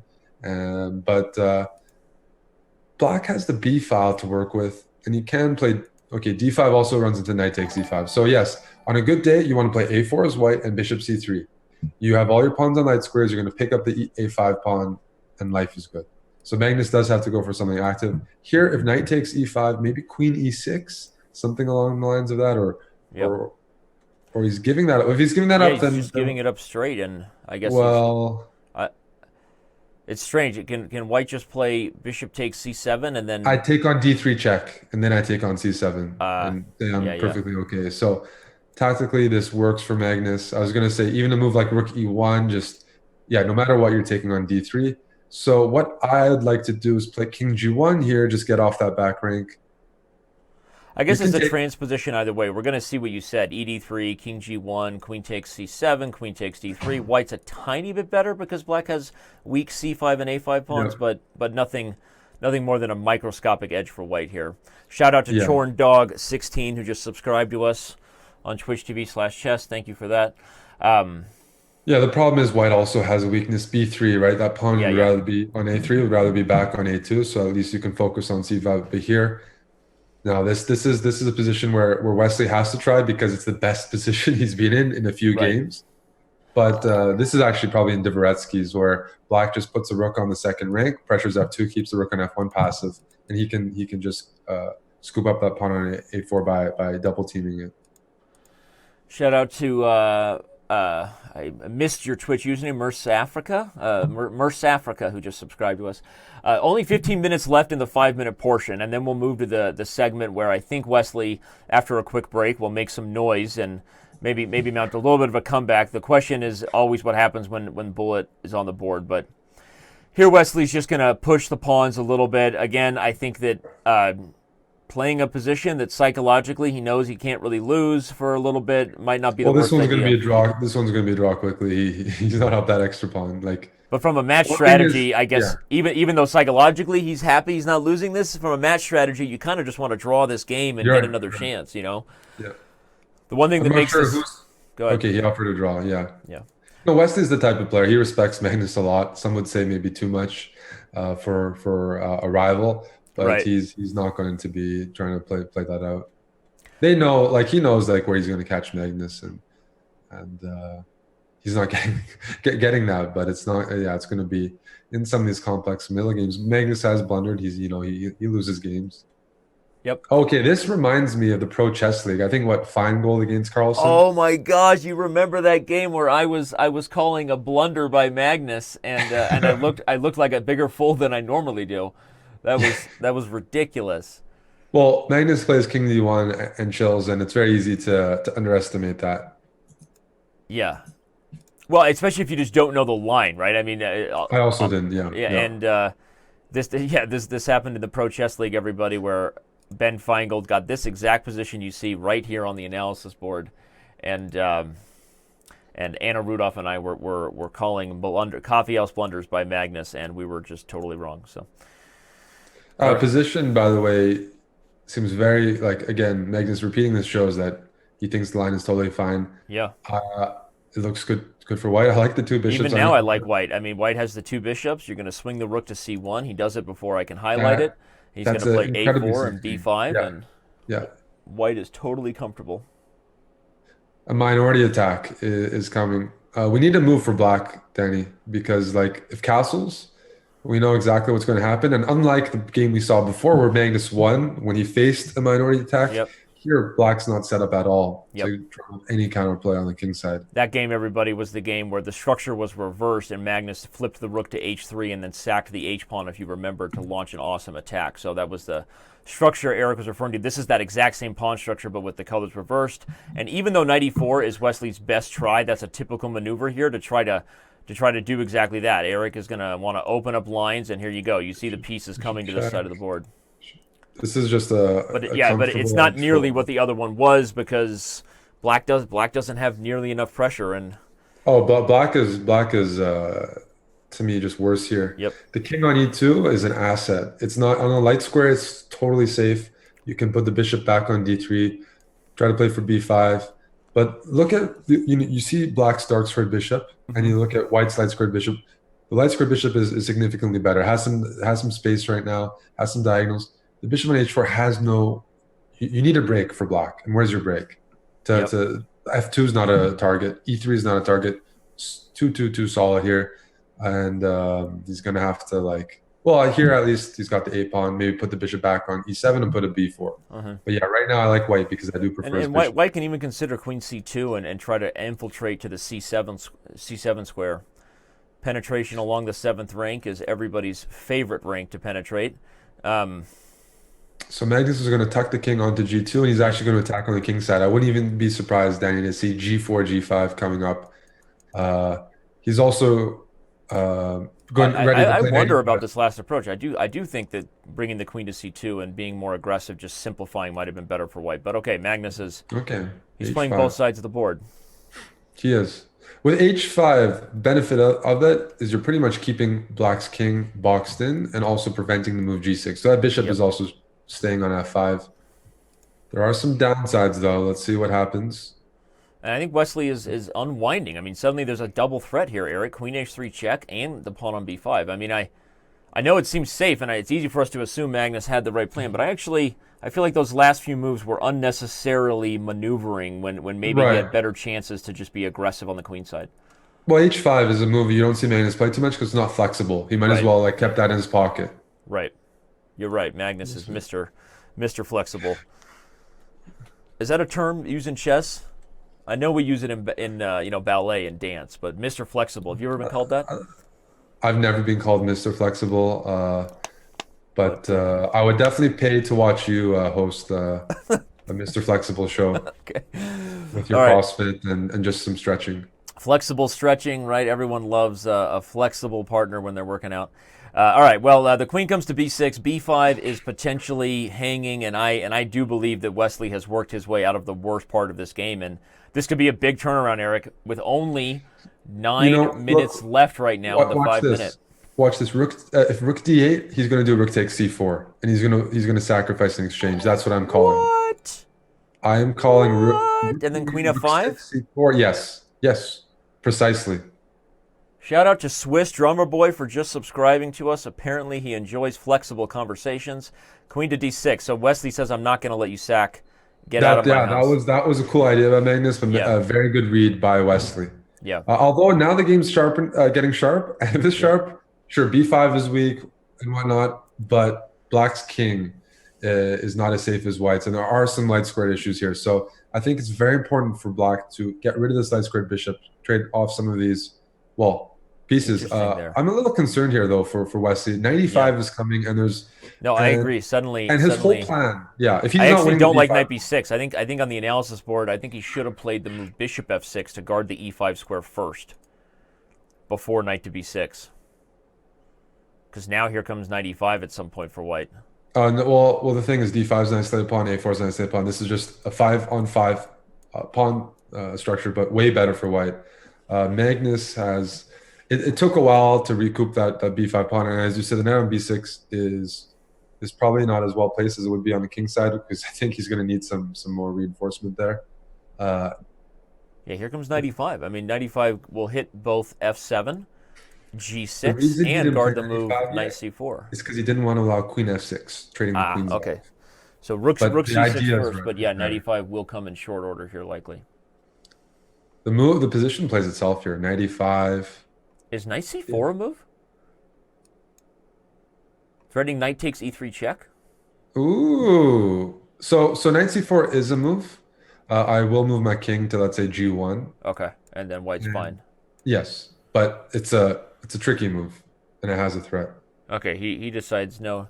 Silly Danny, tricks are for kids. For me, it's just structurally. Oh, now bishop d3 is a big threat here, Danny. Oh, bishop d3, it's over. He doesn't see it coming. And look at the evaluation bar. It slides up for white, and Wesley sits back in his chair.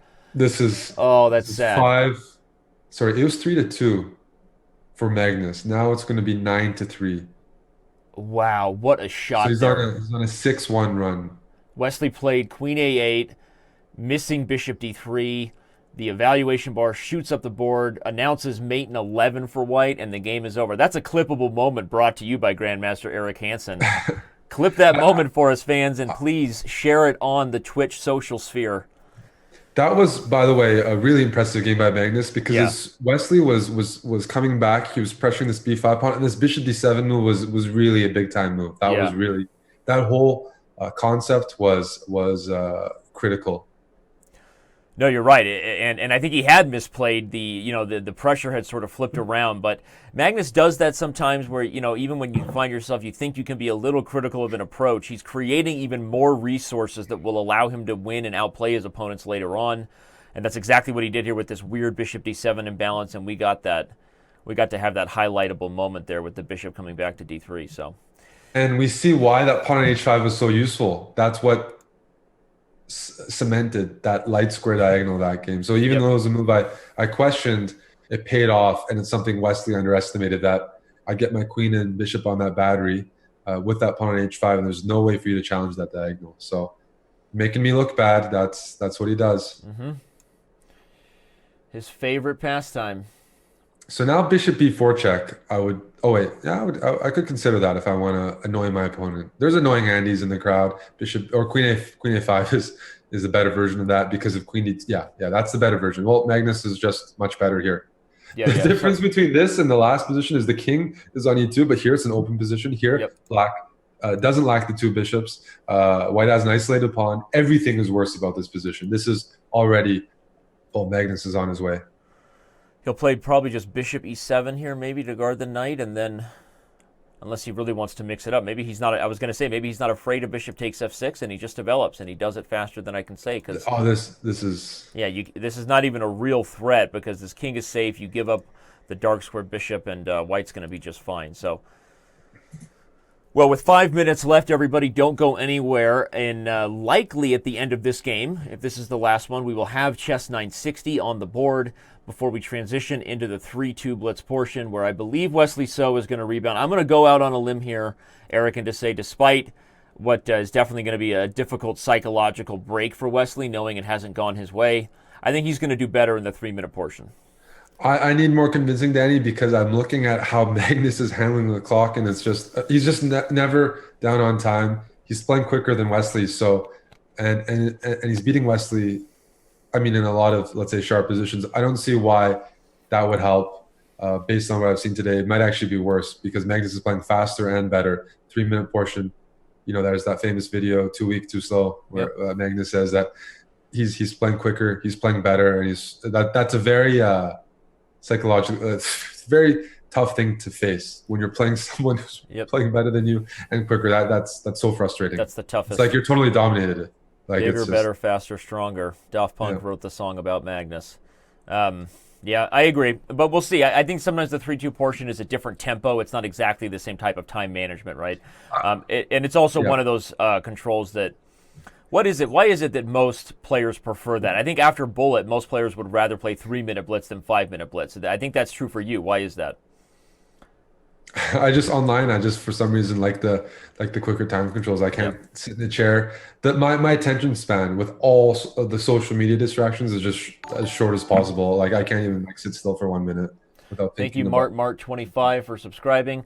Magnus is up a pawn, but it is obstacle to bishop. So what are the winning chances here as White's going to gobble h7? Are still here because there's going to be at least one rook on the board, and that just means he's up a pawn and he's going to push that. This is okay. Ideally, Magnus wants to target this f2 pawn. I'm expecting rook f4 here, but yeah, he's gonna eyeball that. Okay, he doesn't need to. Either way, it's going to be a rook and bishop. You keep the rooks on the board, and you play with that extra pawn, and just try to provoke a weakness, slowly improve your position. Magnus is his bread and butter. Let's see how he maximizes this. He's not going to trade. The slow grind. The rook's going to flip over to the king side. Likely, black is going to want to establish this bishop to c5 at some point. Use the 2-on-1 majority, and yeah, maybe it's a draw with best play. I think it probably would be if a computer was defending White against Magnus, but not everybody can defend like a computer against Magnus Carlsen. So we'll see if Wesley can hold this. If I'm going to look for an ideal setup for black here, Danny, it's going to be pawn to f5, bishop on c7 is going to go to d6, or somewhere central at c5 and put my king on f6. I do want to push those pawns, but I want to do that. I can save that for later. Okay. One thing I'll say regarding what we just talked about is I think Wesley maybe has chances in the chess 960 portion, and I think that is like the must-win game to me. I don't see 3-minute changing unless he starts off maybe well in the 960. Yeah. At least it's a different game, a little bit of a different game, a little bit. For those of you who don't know, we have just about 10,000 of you watching right now, concurrent viewers. Thanks for being here. Chess 960 is random, randomly set up pieces, also known as Fisher Random, a very popular variant, likely the most popular and most respected variant outside of classical chess. In fact, a match was just announced that Magnus Carlsen and Hikaru Nakamura will be throwing down in Norway at some point in a Chess 960 match in early 2018. And did you know that we will have our first ever Chess 960 Chess.com championship? Prize fund and date yet to be announced, but I can say early, Eric, it'll be early. I can say now it'll be early January where we have a big Chess 960 event here. You can pretty much count me in. Yep. So here we go. Rook h2, bishop is coming to c5. f2 is a big problem. F2 so he's played F. Yeah, no, he's gonna like. It doesn't matter. Oh, did he miss that? Get game over. I wonder if Wesley missed that or if he. That is. Yeah, he shakes his head a little bit. Oh man, no, that's game over. Two connected pass pawns. Bishop c5 and e5 is coming. Oh no, this is. Oof. Well, that game ends, actually, and there is still 30 seconds left on the official game clock that I have, so I believe they have one more game, Yes, unless I'm going to be told. We actually keep two. We're so official here, we keep two clocks. One that I highlight for the show and entertainment purposes, and one that is officially run by our scorekeeper. So official scorekeeper says that actually was the last 5-minute game, and we now have Chess 960 on the board. Okay, so officially Chess 960 is underway. Magnus assessing his setup here, Eric, as white. He's assessing that he wants to start with the c-pawn. And here we go. Yep, this is the game. This is the game where I think if Wesley is going to find a point where he can turn the tables, it's going to be in the Chess 960 game. That last game, even though there was a blunder at the end, I think that's a very tough position to hold. Yeah, no, I agree. It was one of those positions that you just hate. You almost hate having obscure bishops there because, you feel like you have this expectation you should be able to hold and draw, but Magnus is just going to poke and prod at all the right weaknesses, and it's so hard to defend that. All right, well, this is weird. Early bishops traded on the long diagonal. This is why we love Chess 960. Double bishop trade. True that. Double true. How often do you see the bishops come off the board this early on move 5 in Chess 960, Eric? Both bishops are off the board. No, I mean, I haven't played too much 960, but this is a weird. This is definitely new. I'm guessing that this is just a little bit preferable for white, just a slight. I mean, it's so symmetrical. Just you got the extra move. You get in d4. Yeah. You should get in d4. Knight ce2. But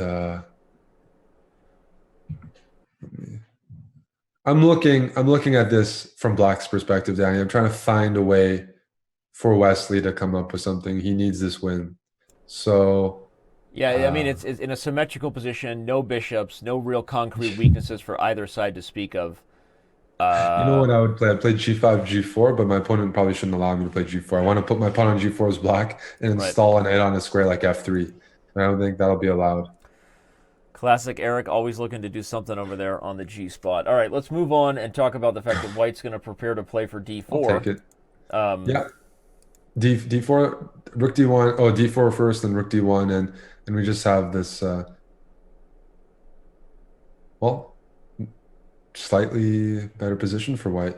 Wesley may be considering your G file area execution that you love over there. Maybe. I mean, the thing is, you can really predict what will happen if you just fight in the center. It's going to be a very dry position because you know what could happen after G5 is that even if white doesn't play G4, you might get F5 and Queen H5 or something and really try to launch a space assault.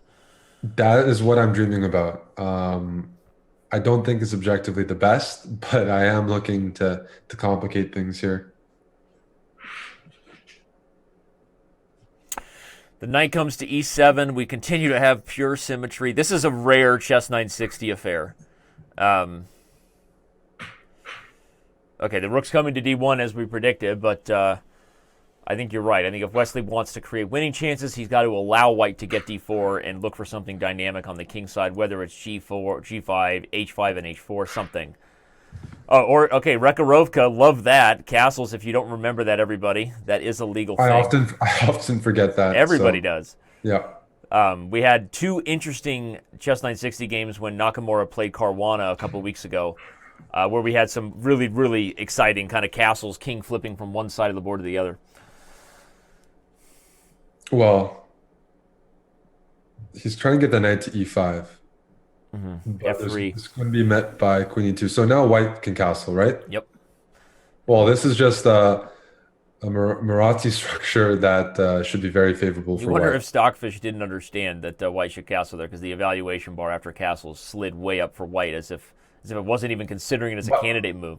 this is after they castle. It's like they, the mask has been taken off, and what's been revealed is an extremely beautiful position for Yep. white in terms of like Magnus. This is just way better for white. You got Yep. full control. You cover b5. You cover d5. The two breaks.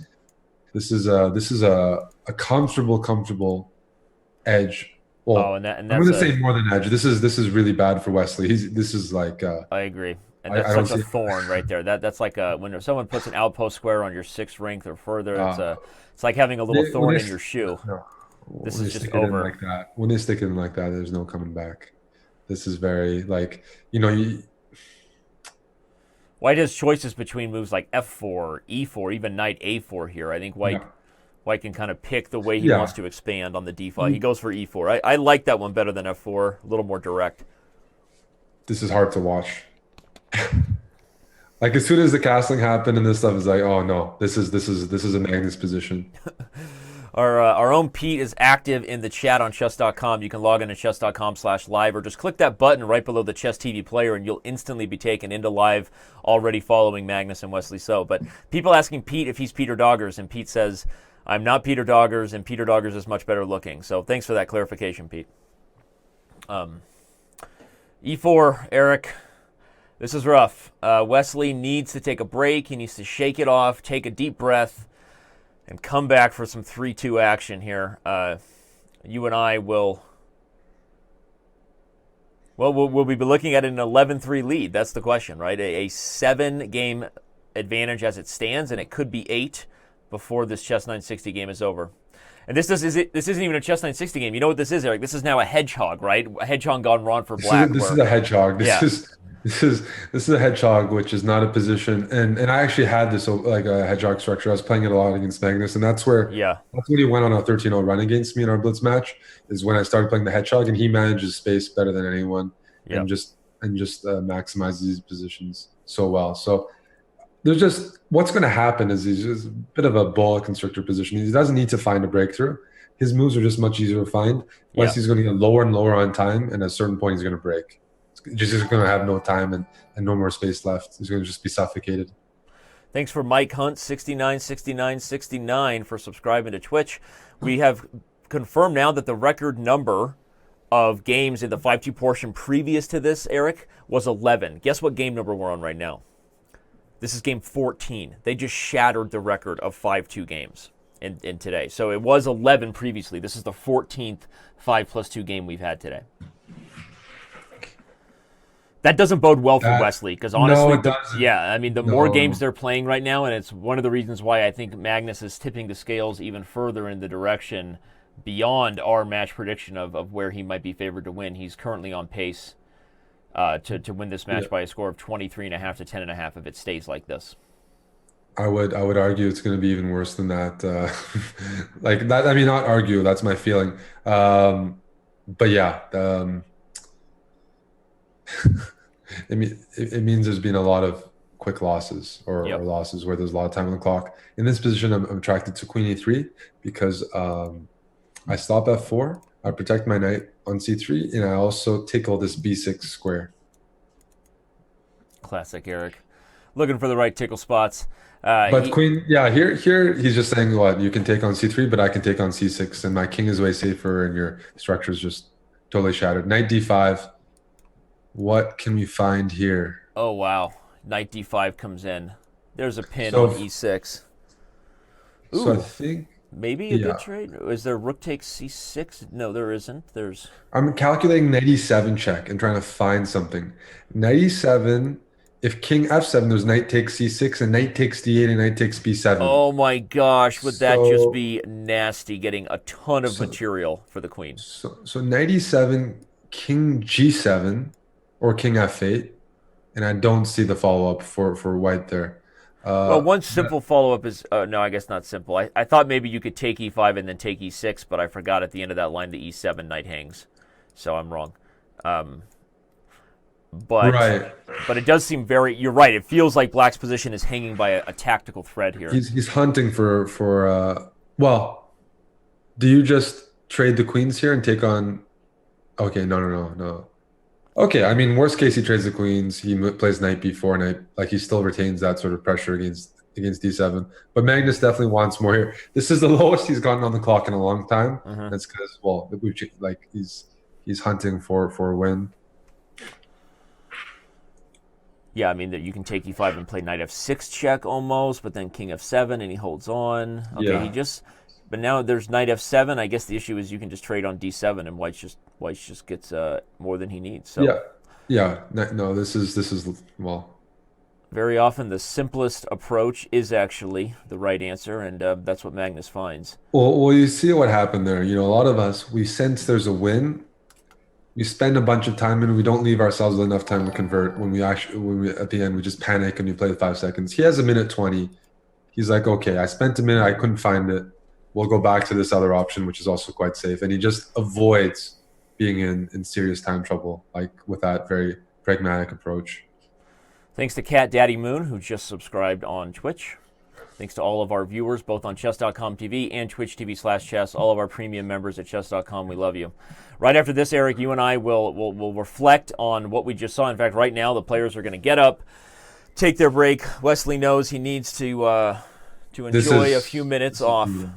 Yeah. He needs to take that 3 minute break. So let's talk for a second here, Eric, about the fact that, well, let me just ask you, have you seen the new trailers from Masterclass from Gary Kasparov? The new ones, I don't think I have. The new one, okay. Well, we're going to play one of them right now. Okay. Gary actually revealing a little more about what he has to offer. Masterclass, of course, one of the big movers and shakers this year, having thrown together this course with Gary Kasparov, designed specifically for serious tournament players, or at least aspiring to be really serious tournament players. Let's tune into that real quick during this break as Wesley So and Magnus shake it off and get ready to move into 3-2 Blitz. Let's take a look at a special behind-the-scenes look of what Gary Kasparov has to offer. Some really instructive endgame here, endgame traps that everyone should know. I'm here to share with you my knowledge of the game of chess. It's not just checks and attacks. You have to be creative. Check. And now we can look at a few studies when exchanging pieces could lead to a decisive advantage for one side or to be a defensive mechanism to save the game that looks otherwise desperate. White has an extra piece, but our pawn is under attack and our knight is under attack. In the middle game, or in the opening, you definitely have to pay attention to this threat because knight is more valuable than a pawn. But we're in the endgame. So protecting the knight doesn't do us any good. If we protect the knight and black takes the pawn, that's a theoretically drawn position. Rook and knight cannot win against a lone rook. But how can we benefit from keeping this pawn alive? The trick is that we play a quiet move, a3. It doesn't seem logical, black simply takes the knight with a check, but then king b2, and surprise, surprise, the rook that has so many moves cannot avoid the exchange. If rook goes back on h1 or g1, then rook d1, we exchange rooks, and our pawn is unstoppable. But instead of moving to the first rank, rook h1 or g1, black rook can go back to f4. And then we understand why our pawn moved not to a4, but to a3. Sometimes it's very important. You make just a small move, one square, but it has devastating effect because this pawn protects square b4. And after rook b3 check, king goes on c2 or a2, doesn't matter, then we'll go rook b4. And black rook is trapped. Technically it's not trapped because black can exchange the rook, either taking on b4, and after a b4 our pawn is unstoppable, or moving rook on g4, and then after exchange our pawn is again unstoppable. And that's one of the lessons of this endgame.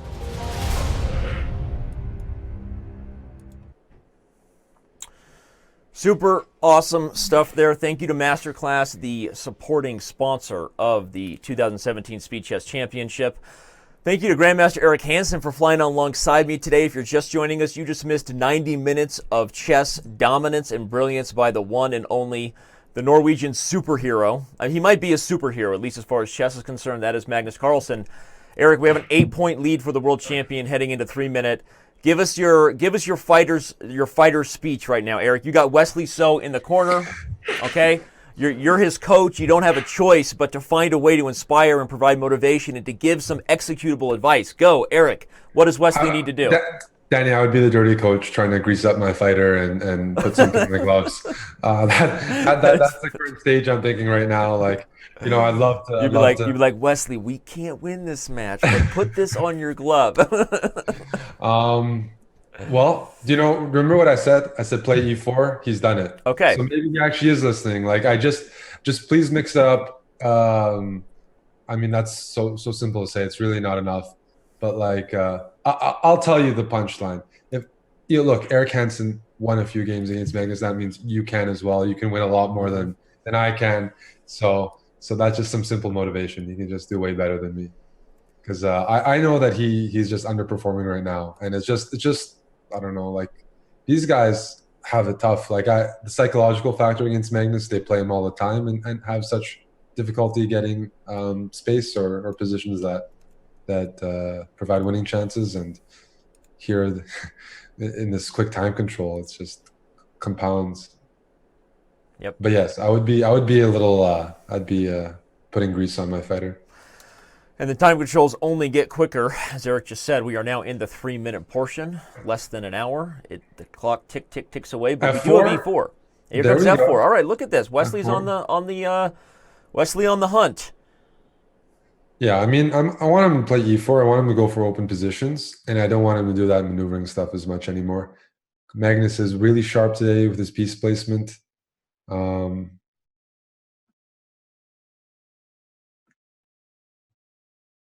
So I mean, this position, bishop e3, rook 81, go.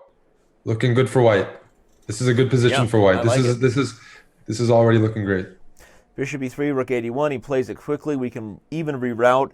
Maybe bishop f2, queen g4, bishop h4. Get on the dark squares. Oh, You mentioned Magnus as a superhero. I guess what superhero would it be? His own, or like Clark Kent or something? well, I mean, okay. The obvious choice is Thor, right? The Norwegian god of thunder.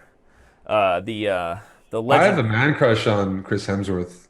Who doesn't, right? I would have a conflict of interest if My wife has a little more than a man crush on Chris Hemsworth and Ryan Reynolds. So, well, Ryan Reynolds. They make her list. You know, I mean, if it's a Canadian, then it's only obvious that American women do like Canadian guys. Well, Magnus, I think the obvious choice is Thor. If he's his own superhero, or I don't know where I'd go with that. I'd be on that. But did you see the new Thor? We won't distract with that. Let's talk about this weak e6 pawn. This is a great. Yeah, we'll talk. This is a very, very good position. Wesley's up on time. That's the first time in the match I've seen Wesley up on time. Besides maybe the game he won, all he needs to do, gang up on that e6 pawn, maybe play c3 at some point. The only concern about c3 is that bishop on e3 is the problem. But besides that, you want to play c3, focus on the e6 pawn, and ride that.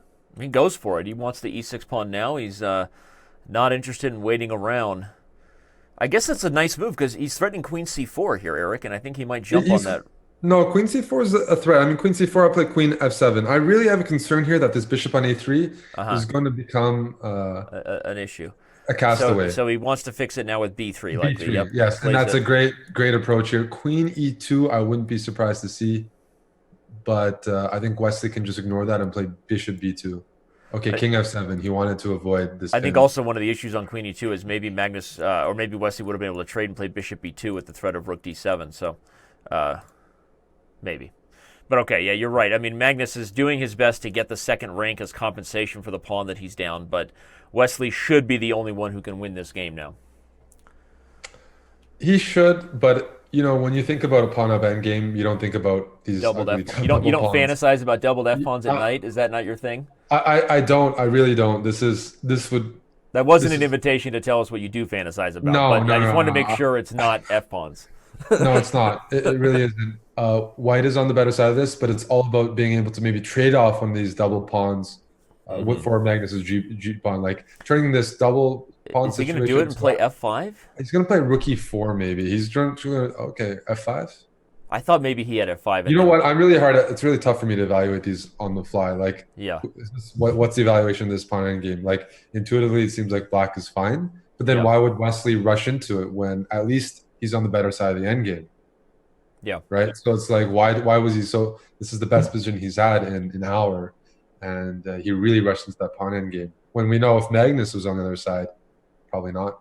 And all of a sudden, after the move King E3, the evaluation bar just slid way down in black's favor, by the way. And I don't have an engine moves in front of me. All I have is that evaluation bar that everyone else can see on their screen. Yes, because White's running out of moves. Oh, this is I think Wesley's about to lean back in frustration. There was no way he should lose that game. No. This is going to be extremely hard to recover from. This is incredible. Like a player of Wesley's level, he's just out of it right now. He's just really struggling against Magnus.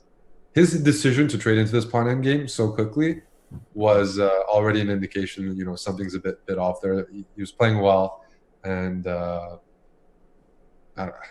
I mean, he's just now he might lose, and now only black can win. And Magnus is not touching that A pawn. He's gonna use these extra couple tempos when they're necessary. A7 to A6, A6 to A5. But he was only playing reactive chess. Wesley was the one ahead with that extra pawn. He sort of provoked this now position. He'll play King F4. Yep, he grabs opposition, and this is how you win a king and pawn ending, everybody. If White goes the wrong direction, black will infiltrate. Wait, he goes to G2. Right, he's going to go for the H5 pawn, so we have the pawn race. Quick calculation tells me that black could probably go for that, but I guess if you could also just... Well, the problem is, black can go for it with the idea of queening the B pawn. Picking up A2 and B2. Yeah.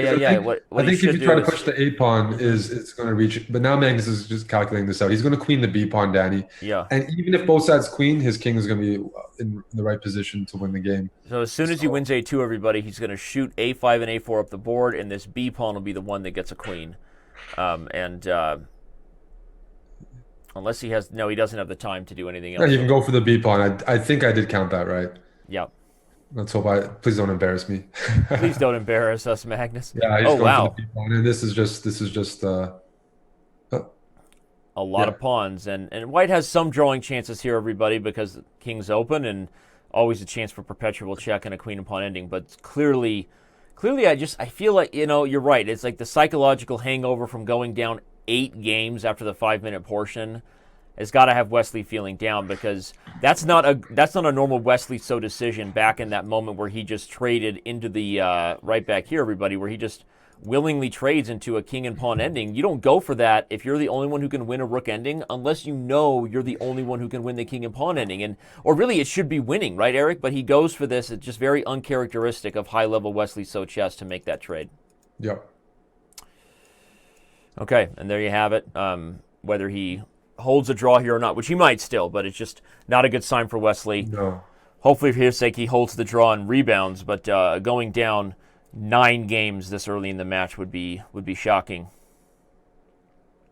I'm trying to figure out how to get out of the checks, and I don't see a good way. So maybe this is a draw, but again, that's a victory for Carlsen at this stage of the match. He's coming close to clinching it, Danny. If he can maintain this for the next 30 minutes. Yep. Yep, fans in the chat, the Twitch TV chat, the Twitch TV/chess, as well as Chess.com TV, asking who Magnus has in his room with him. He's being hosted, I can tell you, by a friend. This is not his home. He told me that in the pregame. So somebody maybe was over there cooking up a tasty dish, because now he's shoving food in his mouth. So, if I had to guess. All right, and thank you. Anonymous just subscribed. I don't know if that's your username or if legitimately you found a way to be listed as anonymous. Either way, touche, sir. All right, game drawn by repetition. We move on.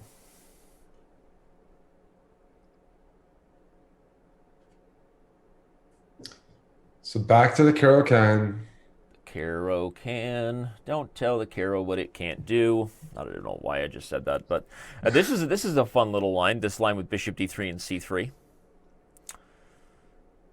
We're going to get that structure that we've had a couple times, both with white and black, Eric, right? Black is going to play e6 here, which is going to give us the pawn chain that faces the queen side versus whatever white can mount using the e-file as a springboard to the king side. This is a minority attack structure with black having 2 pawns versus white's 3 pawns on the queen side. Yeah, this line has been in fashion a bit more recently. Even Kramnik is playing this as white, so it's Bishop d3 line. Yeah, it was recommended to me a few years ago by Jinji as a line that had some bite that people hadn't dove into properly enough. But then right around that time, I became a terrible chess player and stopped using all advice I was given, Eric. So, but all right, but I like white's position here, and look at that king on d8 and a pawn on d5. What happened? He played king d8 very quickly. Trying to figure out what just happened, but I would say what I'm seeing right now is Wesley is at first it was like Magnus was playing really well. Wesley still needed to improve a bit. Now it looks like Wesley's on tilt. Yeah, he's actually like he's finding himself in a lot of lost positions or just terrible openings. And the terrible openings is the last thing you're going to see from Wesley. Yeah, no, you're right. I mean, he's been really good there. Wesley So may get outplayed, and as you've said, I think a lot of people feel that maybe he even has too much respect for Magnus. Obviously, Magnus' reputation can inspire fear amongst his peers, but this is tilt. This is tilt. This is just bad. Ooh, interesting. Look at that move, everybody. Points out that this bishop is poisoned on b5. If you take it, Magnus will take with the knight, take on d6, and crash through on e5 eventually at the end of that line. So, and it's no surprise tactics. What's going on? What does he have? Oh, he has knight f3 check, maybe? No, he's lost. He's just completely lost here now. So because even here, he has this fork, right? Right. But okay. even if you win that rook, I really don't like this position. I'm expecting a move like bishop g3, but yeah, this was his idea. Magnus missed it. I missed that first, but the problem is that king on d8, having light squared bishop, I think, is more important than trying to retain some other material. Yeah, white should just play. He played it before I could say it. Bishop g3, have the knight on d6, and white already has a pawn for the exchange. Here comes knight b3, knight c5. Yes, knight b3, knight c5, or put the knight on d4. You need to contest those dark squares very quickly as Okay, that's a good move. I mean, that's the way you contest the dark squares. Start by trying to eliminate the bishop. Ooh, but is there knight b3? I thought there may be knight b3, knight takes g3, and knight c5 intermezzo, Eric. But okay, Magnus isn't interested in that. Is that knight on d6 trapped after rook a6 or king e7? Ooh, he finds it. I think that knight on d6 has wandered too far from home. Yeah, this is a random position to blunder in, but it looks like this is actually happening. It's a hard blunder easy blunder to make. Magnus kind of shaking his head there. I think he's like, oops, the knight is lost. No, he's blundered. Yeah, that's just Carlsen making a couple blunders here. Still not game over. We'll see what happens. Yeah. Honestly, I didn't even see knight c4, rook d1 as a chance to keep it live. That's why Magnus is Magnus. He's going to play maybe rook d4. And he has this idea that after rook d4, rook d8, there's maybe queen g5 check. So I'm expecting rook d4 here. He's going to keep this queen g5 check in his pocket. And I have some ideas with that. But I'm not like, yeah, you're down a rook. Okay, this also works. But yeah, like, this was more of a case of Magnus blundering, but that's sometimes what you need. Usually you can't count on it. Let's see. Wesley, that was the right rook to bring to d8, everybody. And it forces resignation by Magnus, which is a huge win there for Wesley So. First win in like a dozen games. Another anonymous user just subscribed. Thank you for your support. chess events and of Twitch TV/chess. So, okay, regardless of how we got there, and certainly Magnus turned what was a brilliant opening with Wesley's king on d8, right, into a terrible middle game, but a win's a win, and Wesley So has stopped the bleeding officially. He's stopped the bleeding. He's gone back to this Coley system. I'm not exactly sure why. He had a good position last game with E4. what he had. Yeah, but let's see. Two in a row for Wesley. That's what he's in a row. He gonna do two. I feel like we're talking to the Cleveland Indians here back in the movie Major League. If you win again, that's called 2 in a row. If you win 3, that's called a winning streak, and that's what we need to mount here. Yeah. So okay, this is a pretty standard position all across the board. And Black plays around this knight on e5. He puts maybe the knight on g6. Sometimes he gets a knight e4 whenever he's got the chance, but you don't take on e5 until the time is right. But yeah, they're still in theory here, actually. White will prepare for either moves like knight df3 to reinforce the knight, or look for you can't really look for a chance to play c4 anymore after a move like g3, because you wouldn't really want to open up that bishop on b7. But maybe he is going to go for it. Yeah, he might go. He might go for c4. I was highlighting. I don't like c4 for white. Yeah, you don't want to open up that bishop on b7. And he agrees. Maybe the rook on c1 was more just about overprotecting this c2 pawn against the glaring tower on c8. But after b4, I think we're going to see knight b3, knight c5 by Wesley. Knight c5. So who's getting there first? I mean, Black's going to have to contest that idea. That is probably a bit too much space to allow a knight on c5 and a knight on e5. So after knight b3, you might be able to play knight e4. These are always hard to evaluate. But I feel like this is an edge that's creeping with white, and something tells me that as well, just in terms of their time management. You see Magnus again falling behind on the clock. He's done a couple times here in the 3 minutes. So well, he is looking at possibilities of sacrificing a pawn. I'll give you an example. Bishop takes e5, d e5, knight e4. You trade everything off. You put a rook on c4, and you try to give up all that, reroute your knight to d5. You're down a pawn, but you have all the light squares and you have the c file to work with. So bishop e4. I just highlighted your line there for the fans. I think that was a great and you line, give up the and pawn I and think you he's going for it. try to play rook c4, knight e7, knight Eric, d5. everyone. Eric, you just predicted another Magnus Carlsen approach. Although Wesley says, I don't like that endgame either, despite... It was a very practical approach because he gives up the pawn, but then he gets the initiative. So I think this is a good read by Wesley to avoid it, but that's obviously an accomplishment for Black if he's able to just play knight e4 and get away with it. Magnus consistently looking over to his right and to what seems to be a TV in the living room. There's some theories bouncing around that he's watching the Real Madrid match right now, we know he's a Real Madrid fan, Eric. So just a fun little food for thought. I'm also a fan of Real Madrid, so no issues there. Yep. All right, well, here comes knight to d2 for Wesley. I still, he plays it. I like white to get a second win in a row in this game right now. I feel like he's dealt with this practical shot by Magnus with knight e4 well by kind of, focus on it, strangling the c file. He established this bishop on d4, so now when he does eventually gobble up this e4 knight, Eric, I think it's a much safer edge for white now.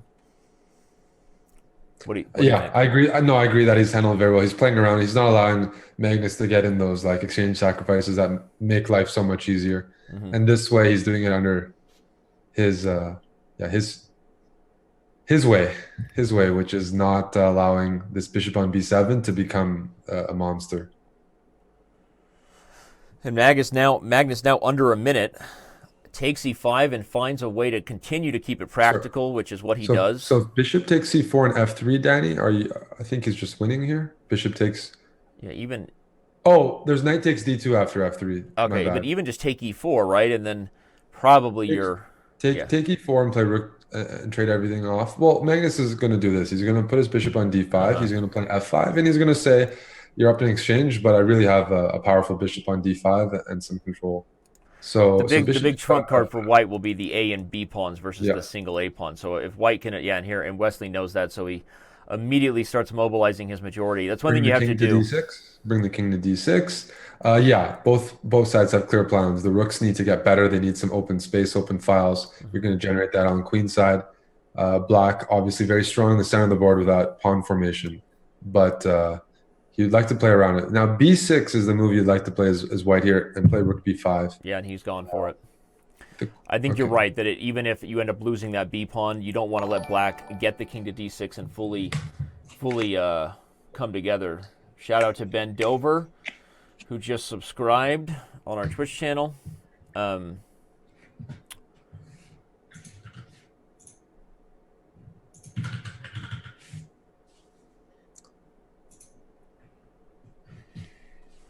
Yeah, rook to B5 looks like it's coming, and I think Magnus is thinking because he's not sure he can hold this endgame anymore. Which again would mean 2 in a row for the American and the massive underdog. So working the his one way thing back. to watch out for here is don't go for the C4 pawn because it's Yeah. lined up near the king on E2. There's some pins you might have Yep. to walk. I'm not convinced actually. Like this A pawn is really hard to push forward, and black again. This trade of the A for the B pawn. He's going to play rook B3. He's going to play rook B2 with king D4, and he's going to put the bishop on D5. And usually when you see people like lose these positions, it's often the rooks are like connected and working together. I don't see that yet. I see the bishop and the rook working better than the two rooks as right now. Right, the rook on D1 really needs to find an active role, and it doesn't have that. Yeah, So now this is the opposite of active going to F1, but I think this might still be the right plan for Wesley to say, all right, obviously if I can get the A pawn up, that might give me what I need. But you need the rook behind the pawn because the bishop on D5 controls A8, and we're almost going to be in a situation here. So he's going for rook takes C3, rook A1. He needs the rook behind the pawn, but we're almost in a situation, Danny, where black will gladly sacrifice the bishop for the A pawn And have he's a gonna whole so bunch of many pawns pawns, over here. right. Yep.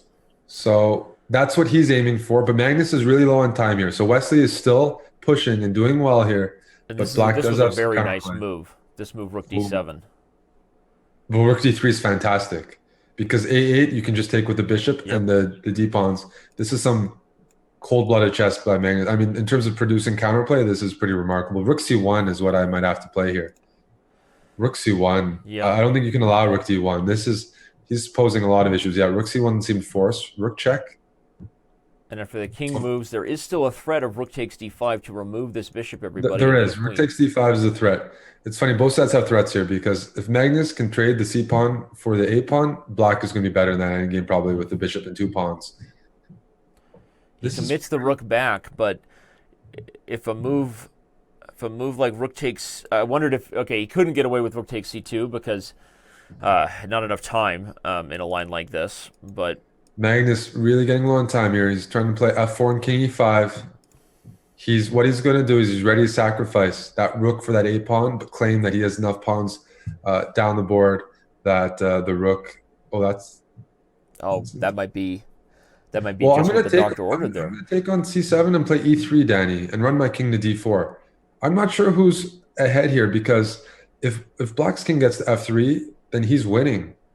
Because, I mean, okay, wait. We missed rook C5. No, E2. You can take queen, I queen. Isn't it with check? No, because I have the skewer on E8 at the end. Very nice. So rook C5, E2, queen, and that's a blunder. Yeah, Magnus. That is a blunder by Magnus. Takes queen. Excellent find, Danny. That A8 queen here, and you got the queen to E8 check. Oh, but Magnus isn't giving up. He's going to try to work the E pawn forward. But that's a cute little way to end it. Look at that. Now the match is getting closer. Two games in a row. That was a very exciting game overall. Yeah, like, it was. Magnus That was put back up, and forth. Like, back and forth. That was really good. That was, And whether he's watching Real Madrid or not, Magnus might need to focus a little more on what's going on here in the 3-minute portion.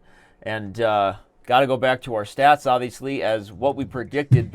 A lot of this is just based on not just what we know about these players and their careers against each other, but also what we've measured by how they played in certain time controls, both in these matches on Chess.com, Eric, and outside of these matches. We're really putting a lot of work into trying to predict accurately and see if we can create kind of a module that would be. So, I mean, I think we all predicted Wesley So would do better in the 3-2 portion, and right now he's doing just that. Yeah, I'm the one who didn't predict that, but he is doing better, and that is good for the match situation, because at one point, a couple of games back, Magnus was really close to just almost, yeah, as I mentioned, clinching it. Now it's now there's enough time. He's won 2 games in a row. We don't know how much more he can build on that, but Magnus is also susceptible to emotions and Yeah. and getting frustrated. So we have to see how he deals with this new pace where Wesley's playing quicker, and he's actually scored a couple wins. Magnus seems to have recovered a little bit here, though. I mean, this is, I don't know, my first instinct is what happened to Black's pawns on the light squares? But maybe Black is more solid than I think. We're seeing a lot of king moves in the openings. We're seeing a lot of like people not castling, and like I'm concerned, maybe not concerned, but I have a feeling we're going to see a lot of players watch this match and start putting their king on E2 and king on D1 and just chilling there and saying, oh, I saw Magnus do it, I saw Wesley do it. And that's going to lead to some Sometimes with funny masters games. of this level, everybody, you do as they say, not as they do. Because We're going to see some funny stuff. We're going to see people emulate this. I feel like White has to be close to figuring out a way at the Black King. Can I just take the B7 pawn, by the way? Because You can. And even if you don't, you have a half open H file, you got a bishop against knight in an open position. He's got a few different attractive options, and taking on B7, he'll do that if he thinks it limits all of Black's counterplay, but maybe he didn't like some sort of knight takes C5 line because that pawn is pinned. Oh, wow, look at this move. He doesn't even care about the D4 pawn. He's headed for F7 with devious intentions. Maybe now he'll have to settle on a trade. Or though bishop F7, how do you stop mate coming to E6? Bishop F7? I guess you can take C5. And if rook takes, then you can play rook takes F7. Yeah, if you take C5, yeah. Okay, so he trades F8. Now you can take... This is a sharp game. These guys are going to have to take some more time than normal and start to calculate this out. There's some calculation required here. Yep. Like knight takes F8, queen takes F8. Can you take on B7? A lot of considerations. I generally just will favor white. It is the knight against bishop in open position. Yeah. There's knight takes C5 here. Knight takes C5 here, and D4 is hanging. After knight takes C5, I expect queen to E3. So that's probably why he didn't take the pawn. It looks very attractive, but and it does win a pawn, but white does have that queen E3 move hitting H6. Maybe the right practical decision, you're right, just to not open this A3, F8 diagonal to the king. That's why he doesn't go for the C5 pawn. But now he's starting queen D4, and he's attacking the bishop on C4. Yeah, so I'm thinking if white has to play this a is a move great like move. queen C3, then black is doing fine again. No, yeah, I want to keep that bishop. Queenside Castle, Danny? That seems like... well, his king's on D1. Yeah. I forgot. The only way to keep the bishop might be bishop D5, and that would actually block the queen from hitting the D4 pawn and simultaneously unpin the pawn, so maybe that's his best chance. Oops. No, but he settles on queen C3. He's going to let the bishop be traded. Okay, but if you're Wesley, you didn't get mated with your king on E7. So Wesley's playing energetically this game. I'm getting a vibe here. Like he's finding some precise moves. He's playing quicker. Yep. And he's got his mojo back. Eric knows how to read vibes as well as anybody in the room, so I'm gonna go with Eric's. Yeah, I mean he's a confident guy with his king in the with his king in the center. Here comes king E3. Speaking of king, he played it. I called it. Yeah. You did call it, and if the queens were off the board, this would be a dominant endgame for white because of the king positioning. Yep. If you can keep that king on E3, I really do like white's prospects. I like Jenna Tools. Thank you for subscribing. He gives a little check there, and might be time for the queen and king to play a little pickle tickle here. King E3, queen G5. Yeah. If you're white, though, you may want more than the tickle. But you can't really protect D4. You play D5, I play queen E5, and I'm winning the pawn anyways. What if we give up the D4 pawn and try to flip into C7 somehow, like queen B4 check and rook C7, or I don't know. Right. That almost reminds me of the first game of the match where Magnus is down a pawn, but he's playing against the king. Okay, Wow, he so goes he's for seeing D5 something here. So if queen e5, as Yeah. expected, queen b4 check is what I'm thinking. And he wants some sort of rook c6 or queen c6. He's going to take h6 with check. Got to, right? Unless he's going to get mated on the d Right. file. Oh, I guess he decided he didn't want to get mated on the d. Or he goes back to your point that even with the loss of that d pawn, white is the only one who can win this rook ending because that king is coming up so much faster than black's king. That's right. That is right. It's an even material endgame, but the king position is pretty significant here. That if rook e5, just king e3. Okay, so he's up a pawn, and he what's nice about this position is in a lot of cases you can really undouble your pawns. F3 at the right time will provoke black to trade on F3, and then black's and white structure is fixed. So it's patched up. So this is Magnus needs to play a bit quicker, but he's consolidated here, I believe. Yep. And yeah, this is going to be a tough hold. This is critical. A draw with black is a great result for Wesley. He's won 2 games in a row. He's kept the pawns doubled, but this king position might tell a story again. Okay, so rook f2. Ooh. Oh, rook f4 check. Yeah, okay. Yeah. Well, there's an extra 2 pawns, but they are doubled. We'll call it, I don't know, 1.25, let's say. Yeah, 1.25. Some random amount. All it means is black needs to keep the rooks on the board. You cannot trade here. But otherwise... No, but you're right, though. A hold here would be a huge result for Wesley. Drawing as black is never a bad thing against Magnus Carlsen. And if you've won 2 in a row, you don't want to let Magnus get back to a vintage Magnus win and grind you down in what is probably a drawn ending, but hard to hold against Magnus. See, the feature of having double pawns instead of single pawn is you can actually trade rooks by rook f5 that's check. A huge That's issue. a big advantage, and I'm struggling to see how to deal with that right now. The point everybody, Eric is highlighting is even a move like b takes a4 wouldn't be good here because rook f5 check takes, and white's just going to win this king and pawn ending because I have the... Oh, he goes for it. He's just losing. He just missed this. Well, I'm thinking that the amount of time it takes... Oh, he can sack the a pawn. Right. I the see. amount of time it takes. Very nice. So what he's going to do, everybody, is Wesley's going to bait white's king to getting further up the board, as you see, and at some point he's going to sacrifice this a pawn just as he did, and Magnus won't be able to win.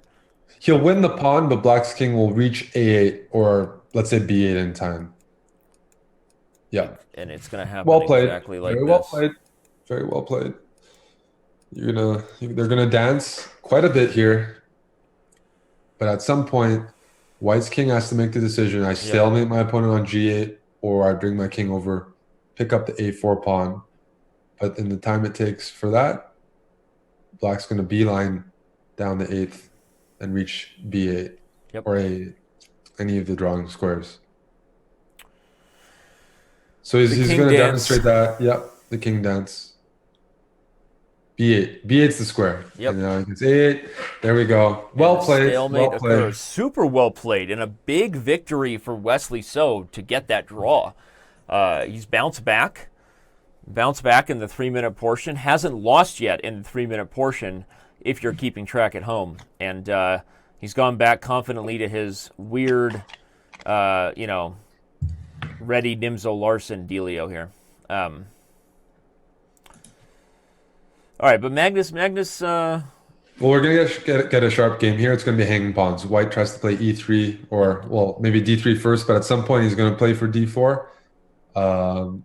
Although actually, I think I've had this position against Yasser a few times. He likes to try to trade off that knight on c6 and play a4, a5, and just hit this, put pressure on this b6 pawn without giving black any space. That's the benefit of this English formation of e2 to c4 is there are no breaks against it without a d pawn. It's very hard to achieve e5. So yeah, he's just going to go for a4, a5. I've lost a few games like this. Yasser's an English specialist, so. Yeah, you get these positions where if the b pawn is weak, the queen can come from c2 to b2, where she both hits b6, battery facing toward the king side, and white is comfortably in control. This is a tough diagonal situation for black because the c4, d3, e2 structure really just kind of holds the e4 square, holds the d5 square, and it keeps black's pieces out of the center, right? It's a tough situation for black. This is right, because black needs to play bishop f6 and try to simplify trading off. You can simplify. It's going to be a nagging edge for white. That's the first time in a while. Well, not in a while, but Wesley from this opening, he's getting something I think tangible. I think you take on b6, you play like queen b2 or rook b1 here, but like you're the only one who has a target, and I think that's a great position to be in Blitz and in this match circumstance where he is slowly but surely finding his form. Yep. Agreed, Town. We are there. It's like, because what can Magnus do here? He has to sit back and let Wesley dictate the pace, right, and that's not where he's comfortable. Yeah, white can play even moves like f3, knight e4, play moves like you just see, rook a3. Now he's going to prepare to double on the b file, and or the a file, I guess. He's still, like you said, he kind of dictates the terms of surrender. Is rook a7 really good? Because queen d6, knight e4. Magnus just blundered a piece, didn't he?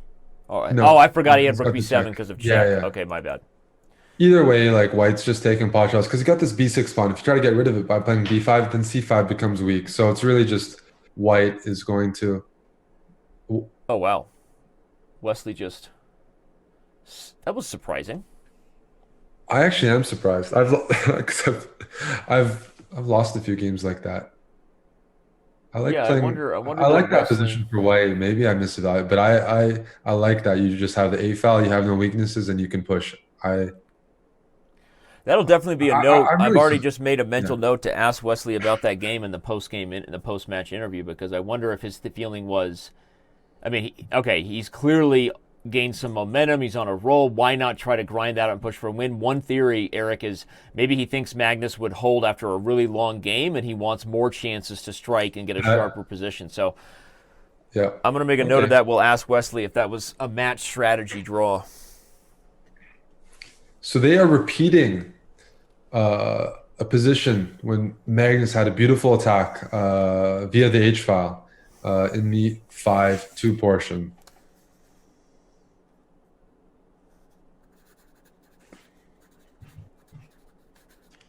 I can hear you writing. No. That's right. So I don't use paper often, but when I do, it's because I'm making notes for Chess TV.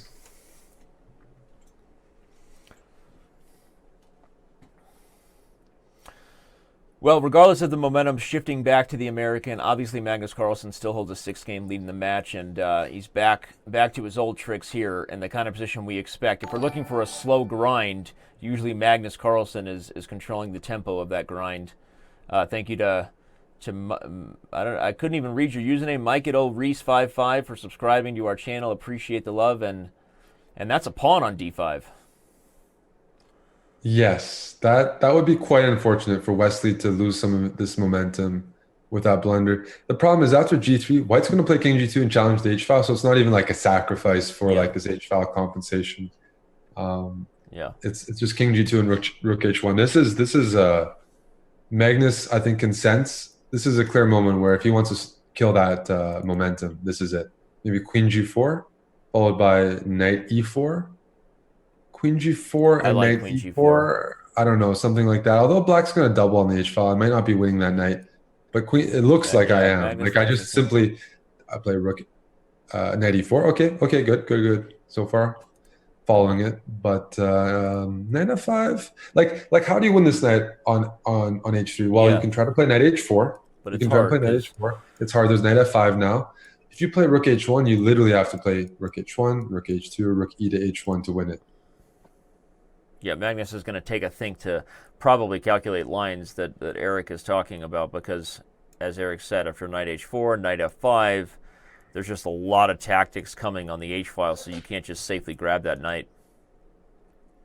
But yeah, he is in control because he's not committed to winning that knight. He just wants to, and it's very tempting. Like, guy can't get away with the knight on h3. That's what you feel when somebody does that. Right.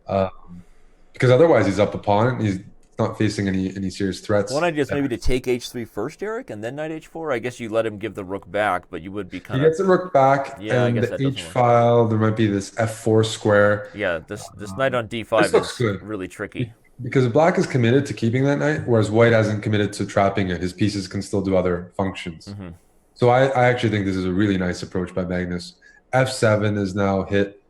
I No, agree. this is really smooth. This Queen is not F3, everybody. allowing. This G5 pawn can't be taken because if knight takes, rook takes H8 is lights out. So Magnus pointing out that there's a pin on this H file. Okay, so this looks like a desperate attempt, but it may actually work. I mean, The G6 pawn's going to fall, and the question is, well, it looks like everything is falling. I mean, maybe just take F6. Actually, seems safer. Just gobble F6 instead. No, okay. Magnus wants G6. He has he has all the options here. There's not a threat for black. Rook takes G. Okay, rook takes G6 is a threat because there's knight F4 check. So don't allow rook takes G6 here. That's all. Yep. All I can say. Besides that, you can move the knight away. You can play knight F8. You can. Shout out to Smokey McPot for the sub. Yeah, Eric is highlighting something like this. If you can't go for this and blunder your queen. Yeah, knight H4, black can reply with knight H to F4 check and still be annoying. So Magnus took on G6. Now he is like, okay, he took on F6. Tactics. He's really saying though that black has nothing. Like he can just like you can do whatever. This is all just this yeah. H file stack is nothing. That's just a blunder. Rook F5. That's just rook forks F5, F2. rook takes F2. Yeah. Oh wow, Magnus. And you know what's annoying about rook F5 is after queen F5, E5, there's also queen C6 check. So you don't have time to play rook takes H3. rook takes H3. There's queen C6 check. Wow. Queen C6 check. That was a blunder, but it's still blunders. Knight E7 is a big time move there though, because you stop queen C6 check and you just threaten knight C8. So, I think queen D6. I was going to say queen D7 probably does the trick though, because after knight C8, king B8, everybody, black can even play moves like knight F4 check intermezzo followed by queen G7 check. And rook to G8, Eric, is met by queen to D5, lights out. Yep. It's interesting. Like we're seeing some blunders by Magnus, a little uncharacteristic. And in this game, it was from a position of strength. I'll say that's more uncharacteristic. He's not always the best for defender. sure. I think everybody, including Magnus Carlsen, makes blunders when they're in bad positions and they've been outplayed because that's human nature. Yeah. But blundering when you're winning, that is something Magnus Carlsen does like 3 times a year. So check one of them off the list. It's just that was.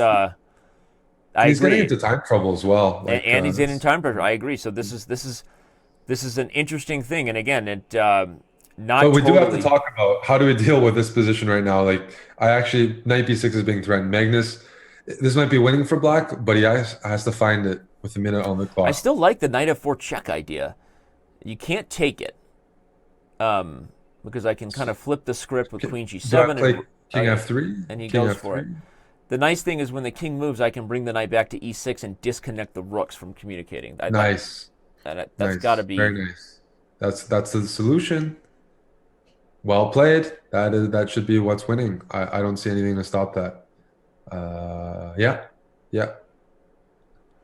The stone cold stunner. And now we've got queen d5 check coming as well, so probably Magnus will throw in the towel here with 22 seconds on the clock. But this is a momentum shift right now. I mean, if you're looking at the scoreboard, everybody, only 17 minutes left. But after this win by Wesley, queen d5 check. After this win by Wesley, yeah, is that like a 3-0 run? Yeah, I mean, with a couple draws sprinkled. With a couple draws, that's what I mean. In terms of like +3, it was +8 or something at some point. Now we're looking at +5. Yeah, I think it was 11-3 at the maximum. So this is not something we see very much with Magnus. Thanks to our last 3 subs, Quake Goy, Need Dums Danny or something, and thanks everybody who's supporting the channel and tuning into the show right now. Appreciate the love, and guess what? We have a match, ladies and gentlemen, with a big swing here in the 3-minute portion. People that are surprised, Wesley So just his result last week, that comeback was incredible. So can't be questioning his resilience when he put together one of the biggest comebacks Yeah. ever in a blitz chess match between two top players. No, So it was shocking. I think once the momentum got going in Wesley So's direction, Dominguez Perez didn't quite know what to do with himself. And no, we're not used to that from Wesley. That's showing yeah. some improvements. I would say he's challenging some of the critics. Well, despite losing 3 games in a row, Magnus thinks that something is hilarious with whoever he's hanging out with. Maybe Wesley appreciates whatever they can do to distract Magnus, as he's clearly looking at the Real Madrid game. I'm pretty sure now if we did a zoom in on his glasses, he must be watching soccer while playing this match here. But he may not be laughing for very long if Wesley, the stone cold face there and what looks like a pantry or a kitchen, if Wesley gets another win, this could be, what would that be? It would pull it within 4 games. And if you're Wesley, you just got to be happy that the thing is within striking distance after you fell behind by 9 full games. So it was 9, right? Or was it 8? I think it was 9.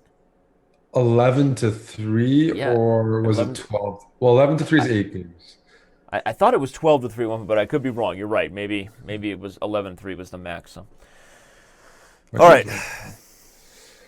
Well, Wesley's playing quick. I'm not sure how much Magnus has picked up on that, because it doesn't look like he's adjusted his pace. Yeah. He is he is very relaxed. That's something like, yeah, you have to point out. He's laughing, he's relaxed. Yep. You just don't see that every day. Not many people can afford to be that relaxed. But he's going to be worse here. I mean, Wesley's going to take back on B2, and Black's going to be strapped with. By the way, knight. That was a very cute little trick there, Eric. If Black takes with the knight, can he take on C6 and play B4? What was the reason Magnus doesn't take with the knight there?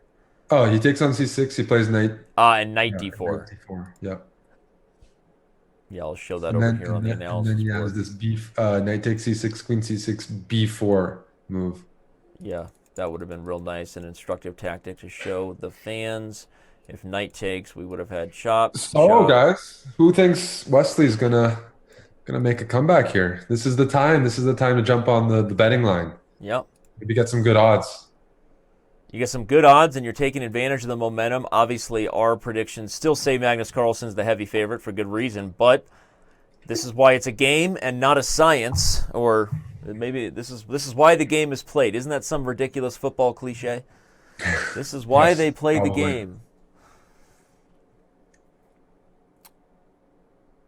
The Bears were who we thought they were. Magnus Carlsen was who we thought he was, and he's getting outplayed here, though. White still. Well, it's even material here. Yeah, I guess so. And pieces are being traded off. It's going to be hard to. I mean, he's got his pawn on B3, pawn on A7. Both are sort of weak. Maybe a bit of an edge towards White because the knights might be a little unsafe. But yeah, I don't see much here. It seems pretty dry. But again, I think Wesley is the type of player, we look at his great results, his great performances. They were often draw, win, draw. He would just never lose. Mm-hmm. When you see vintage Wesley, he's not making blunders. He's drawing whenever he feels uncomfortable. But then he's sprinkling a win here or there, and that's how he won a few super tournaments. Mm-hmm. Just like a very steady, tournament cross table, like draw, win, and he's doing that right now. As long as he avoids losses, this is how he's had a lot of success. So knight e2 check runs into king h1, knight takes c1, queen takes d2, and then the knight is trapped. Okay. But Black shouldn't take on c1. Maybe Black can play rook d8 here. Rook d8 runs into knight e4. Ah, very nice. I shouldn't say it runs into it because it still might be okay. Yeah, there might be queen b6 there, but it's a bit of a mess. Rook d5. Don't be surprised if Magnus has fantasies of a famous mate, something like rook h5, and after the knight gets attacked, rook takes h2 and queen h4 mate. That is known as, I believe, Anastasia's mate. I watch Pawn. So. Thanks for subscribing. Yeah, I don't remember the names of all my checkmates. I just know the favorite positions I like, and. That was a good one. I should use that. I don't remember names very well or openings. Right. So I should definitely. But you do have a few of your favorite positions. Yeah, I'm going to write that down for my Tinder portfolio. All right. Rook e2. Yeah, Wesley. Wait, no, there is the combo here. Queen takes f2. He just missed it. Oh, a highlightable moment. Queen takes f2. That's right. Just blundered Never. it. Rook c2. Queen takes f2. If white takes it, rook d1 was mate and bake, everybody. Oh, that's sick. And he's man. got knight g3. Oh, jeez. Wesley. Oh, no, I mean, Magnus cracking up. And Wesley. that is... If someone doesn't clip that moment and help that thing go viral, there's nothing more I can do for you. All of our fans here, please clip the last 45 seconds, 30 seconds of that game, because that was bananas. Eric, I'm sorry, that was just, it was crazy. No, we did not expect Wesley in that form falling for some of these motifs that we've all seen quite a bit, but you do, 1 out of 100 games fall for it, and that was that one of, and that is, unfortunately, he's on the wrong side of a highlight reel there. Yeah. Queen takes f2 and the knight g3, rook h5.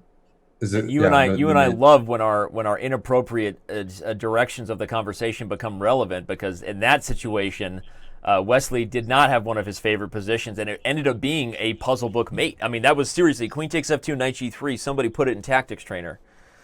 That is going to be in Tactics Trainer. All right. Well, Wesley's got to shake it off. You said vintage. Wesley is wins and draws, and that was the kind of game you don't want to have happen, but that's why it's Blitz. It was the kind of game. At least when you're in Wesley's shoes right now. Before you were like, how do I beat Magnus? How do I do it? Now that loss you attribute to yourself. I blundered. Maybe I was getting a little too optimistic, but at least that's in his control. When the real till happens, when you're like, how do I beat Magnus Carlsen? Like, the guy just gives me no room. Right now, at least it's in his control. If he takes it the right way, I think he can recover here. And he's got a great position. White Phoenix and Love Chess for subscribing. Appreciate it. All right. Well, now we're back to something a little more tame, a little less. Well, this is actually it's interesting. It is tame, but it's very, very important in this specific position that Black plays f5, f4, because otherwise his 5 pawns on the king side are sort of useless in endgames. They're very hard to push. They sort of block his own bishop. White would be playing c4, knight c3, knight d5, and taking over, playing around that formation. The only reason this formation could be good is in the middle game with an attack. So Wesley has to attack this game, and I'm expecting fireworks. I'm expecting f4. I'm expecting queens on the board, because the end game is not going to be good. Those double pawns are just, White's just going to leave them there and say I have a queenside majority. Yep. Yeah, fantastic. Educational points there by Eric. Black needs to be all in here because the structure greatly favors white if we head to an endgame. So Magnus is going to try to put the kibosh on that with g3 to overprotect f4, but f4 is going to come anyway. It doesn't matter what you do to stop f4, because as you said, Eric, he doesn't really have a choice, and here it comes. He's going for it. That's good. No, I like it though. At least I think that was the right read of this position. And his bishop is going to c8. And going to some money squares, h3, g4, all inclusive. Maybe you throw in a move like king h7 here if you want to be real prophylactic, just avoiding any pins and getting off the back rank. Okay, so knight c1. Got to be knight c1. The knight's trapped. So you're down 2 pawns, but you got attack. I'm not sure I would have done that. But if you're going to do that, you're really banking on mate, because you've just closed off your rooks. You're really banking on the fact that you can maybe play queen g4, followed by rook h5, followed by rook h5. Rook f5, followed by rook h5. Mm-hmm. All those light squared ideas. He's really banking on mate here. Before, at least he could open up the f file. Now it's all in. What White can do felt like is there get was the queen maybe to a more f1. patient approach there from Black, but. It's definitely all in, right? White has everything that you would ever need to win a game over here on the queen side, and so it'll be whether Magnus can defend the mating net. He gets the queen on f1. Look, I'm going to put my bishop on c8 and try to play bishop h3, bishop g2, and do some sort of queen sack. What's he doing here? Interesting. Bishop a6. He wants to stop the queen from getting a6. I would play queen f1 now, and if bishop a6, I would play c4, followed by b3, and at least my queen gets to f1. Oh, this is a critical game here. The players are going for it. Rook g6 threatening queen takes h4. The g pawn is pinned. King h2 might be a solution here. Although then maybe bishop c8, queen g4 is an idea, or rook g4, rook takes h4. This is serious. Magnus does need to do something urgent. Actually, I don't think he can maintain this. Rook takes g3 and f2 check is also In the air. In the air. This is very dangerous. Magnus has to sacrifice back, trade off pieces. But I'm starting to think that this is a position. Yep. He goes king h2, but now rook g4 played real quickly. If queen f1, bishop c8, and I want to do rook takes h4, gh4, queen h4, bring my other rook and just deliver checkmate on the g file. So queen f1, bishop c8, I think is a move that he may have underestimated. Bishop c8, bishop c8 here, and rook takes h4. And then you bring the other rook to the g file. Yeah. Problem is this knight on c1. What is it doing? Nothing. The problem is the board is so cut in half. Black could even play g5 here. Black has time to do right to pry open. Okay, he goes for bishop c8 as you said. But this is yeah. And now here he goes. He found the combination. Rook takes h4. It's over. The king can't run to f1, Danny, because there is bishop to a6 check. Look at how nasty that is. Oof. Bishop a6. And now you keep the pin. Wait a second. Now he needs to think. You don't even need to do it. Play rook d8 even, right? Play rook d8. Gang up on it. Yep, and he finds it. Wow. No, this was... now he could take with the bishop. And take with the bishop and just go into the endgame. Yeah. Because the king is still stuck. Well, again, we already know. We've been highlighting that Wesley So has persevered very recently. Very impressive so far. He lost a crazy game that was highlightable about 5 minutes ago, and guess what? Well, he just returned the favor. Now Magnus Let's Carlsen. talk about how Black converts this. Okay. Because he still needs that little push. Do you try to play queen to c2? Do you try to play your queen d3 check? Queen d3 and rook d6 maybe. Queen d3, rook d6, and flip back to the king side. I kind of like that. Queen d3 check, king g1, rook d6. I'll play king h2. Maybe you have queen e2. Okay, that seems like it's winning. He needs to, that's...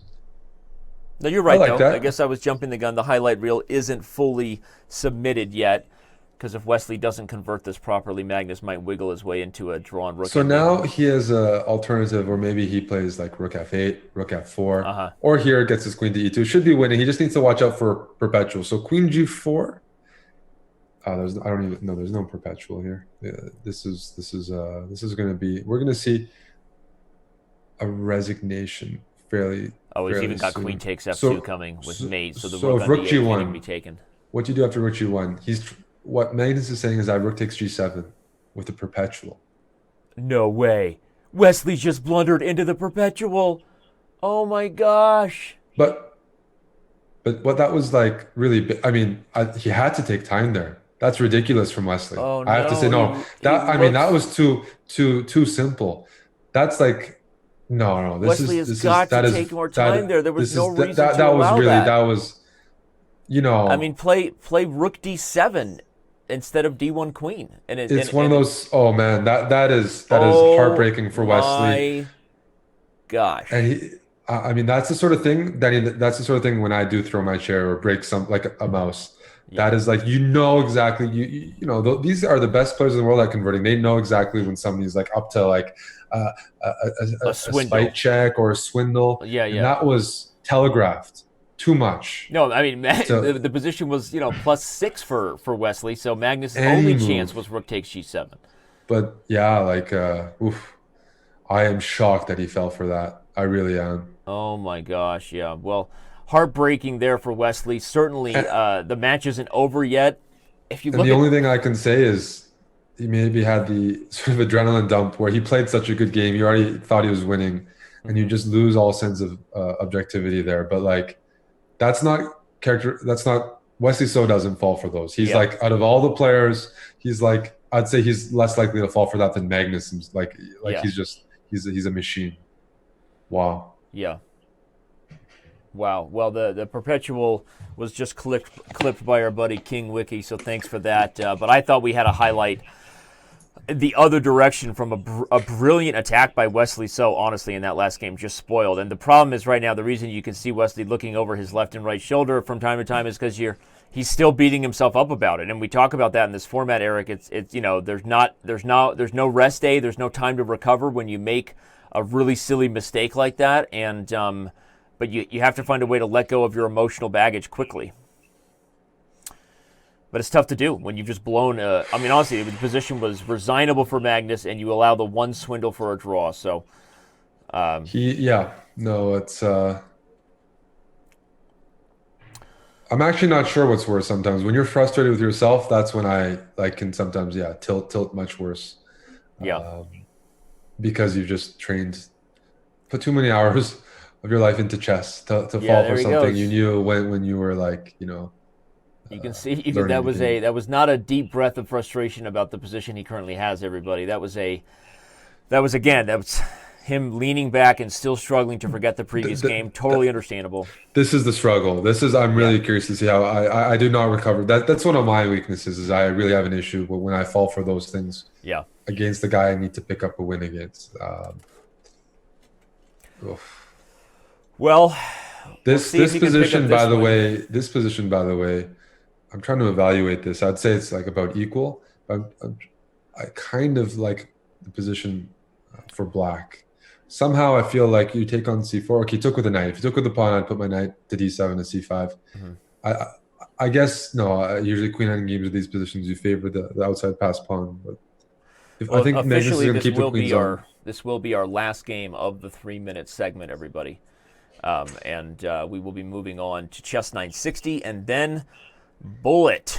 It is on like Donkey Kong. You know what happens in Bullet chess. So, all right, Magnus is going to just take the draw here, and we're going to head immediately to Chess 960.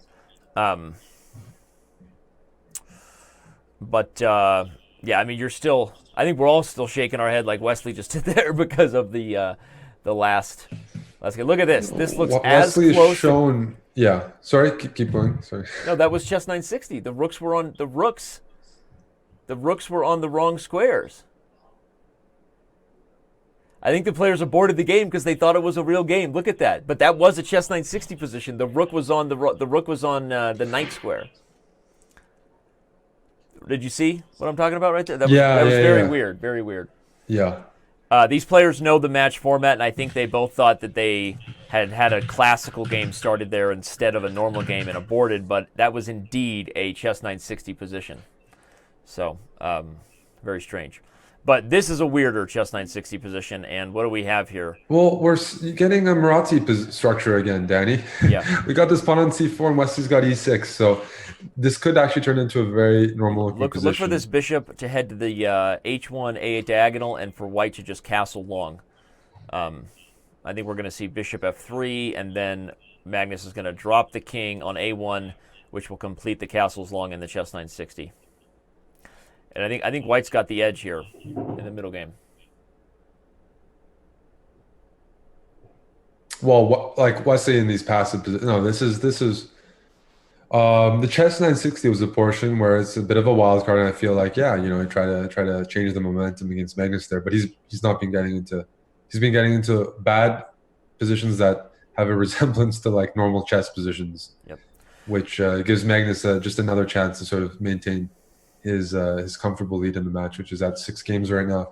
I have to say the game Wesley played before he blundered, that was a really, really, really well played, well executed attack, and it's one of those games. If he had won, he even knows that's going to be like featured. Like that's a beautiful game where you sack a piece and all these pawns and win, and just the reversal is just heartbreaking. It's like you're going for this, slam dunk. You just miss it at the rim, but it's... Yep. Instead of doing the layup.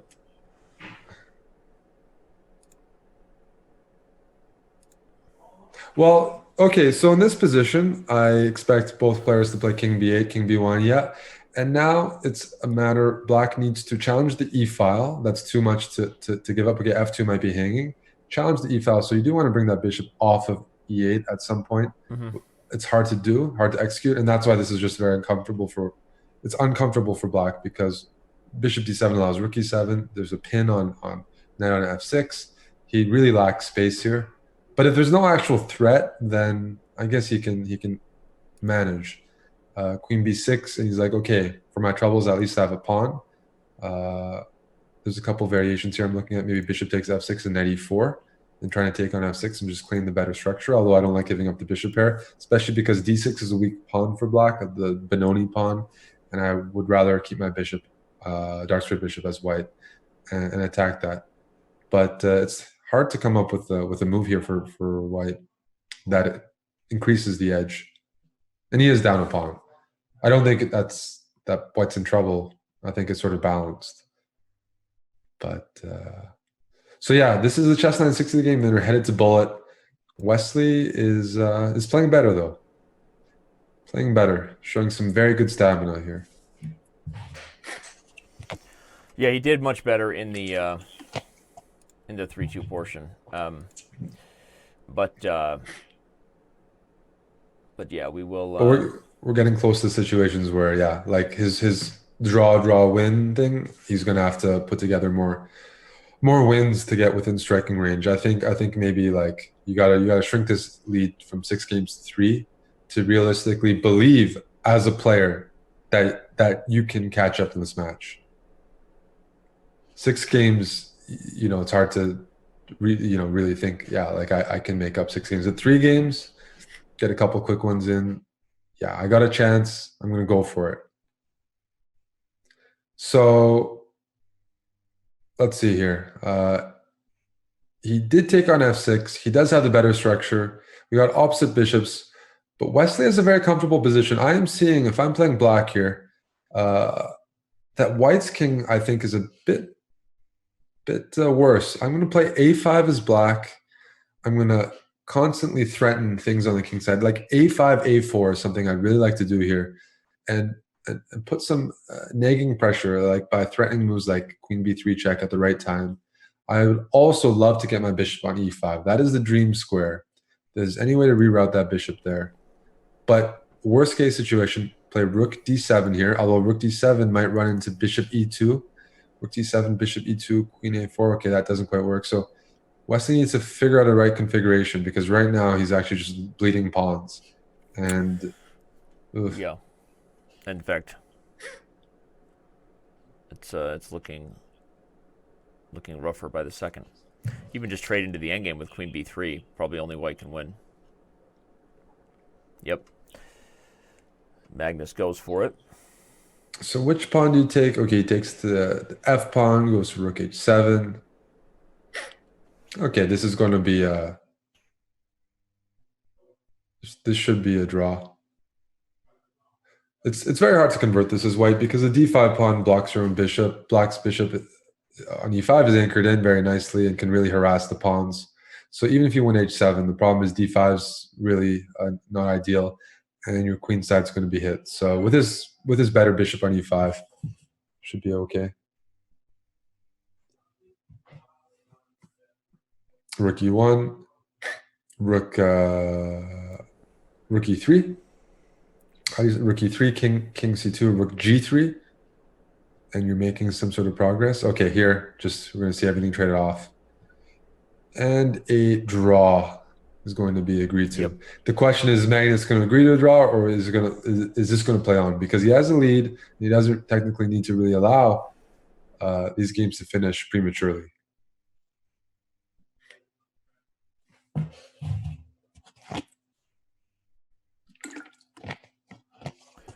No reason to really even play it out, so I wonder why they are. No real time to gain on the match clock or any other setting. Okay. The players... Okay, you offered a draw. Yep.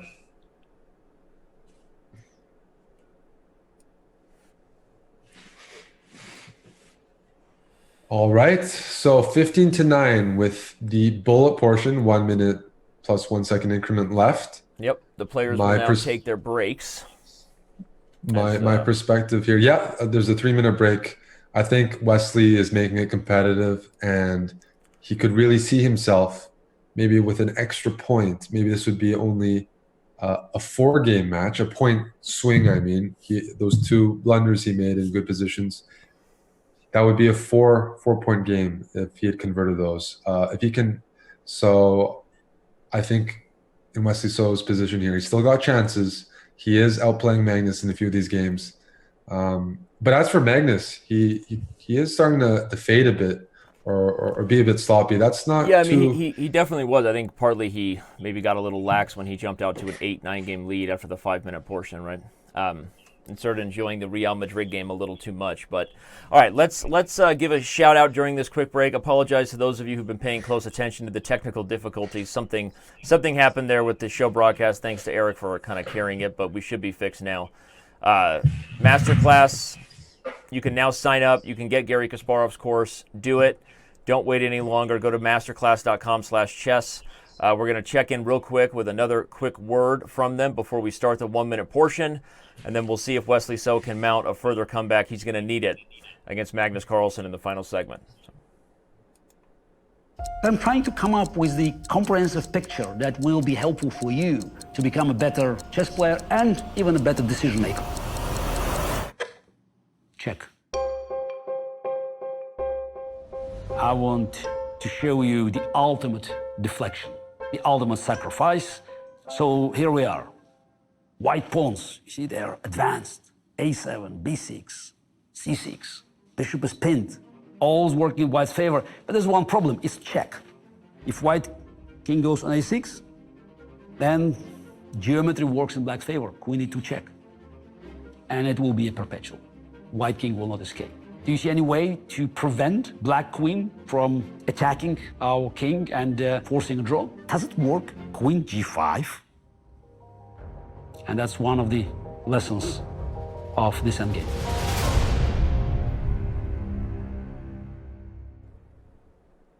I'm trying to come up with the comprehensive picture that will be helpful for you to become a better chess player and even a better decision. All right. And as we wait here for the 1-minute portion to start, the players have regathered themselves. They are sitting, and we are ready to rock into Bullet. Without any further ado, the final segment of today's Chess Championship is going to go down. So, let's do it. Eric, your thoughts on what Wesley can do to make sure that Bullet works out for him? He can...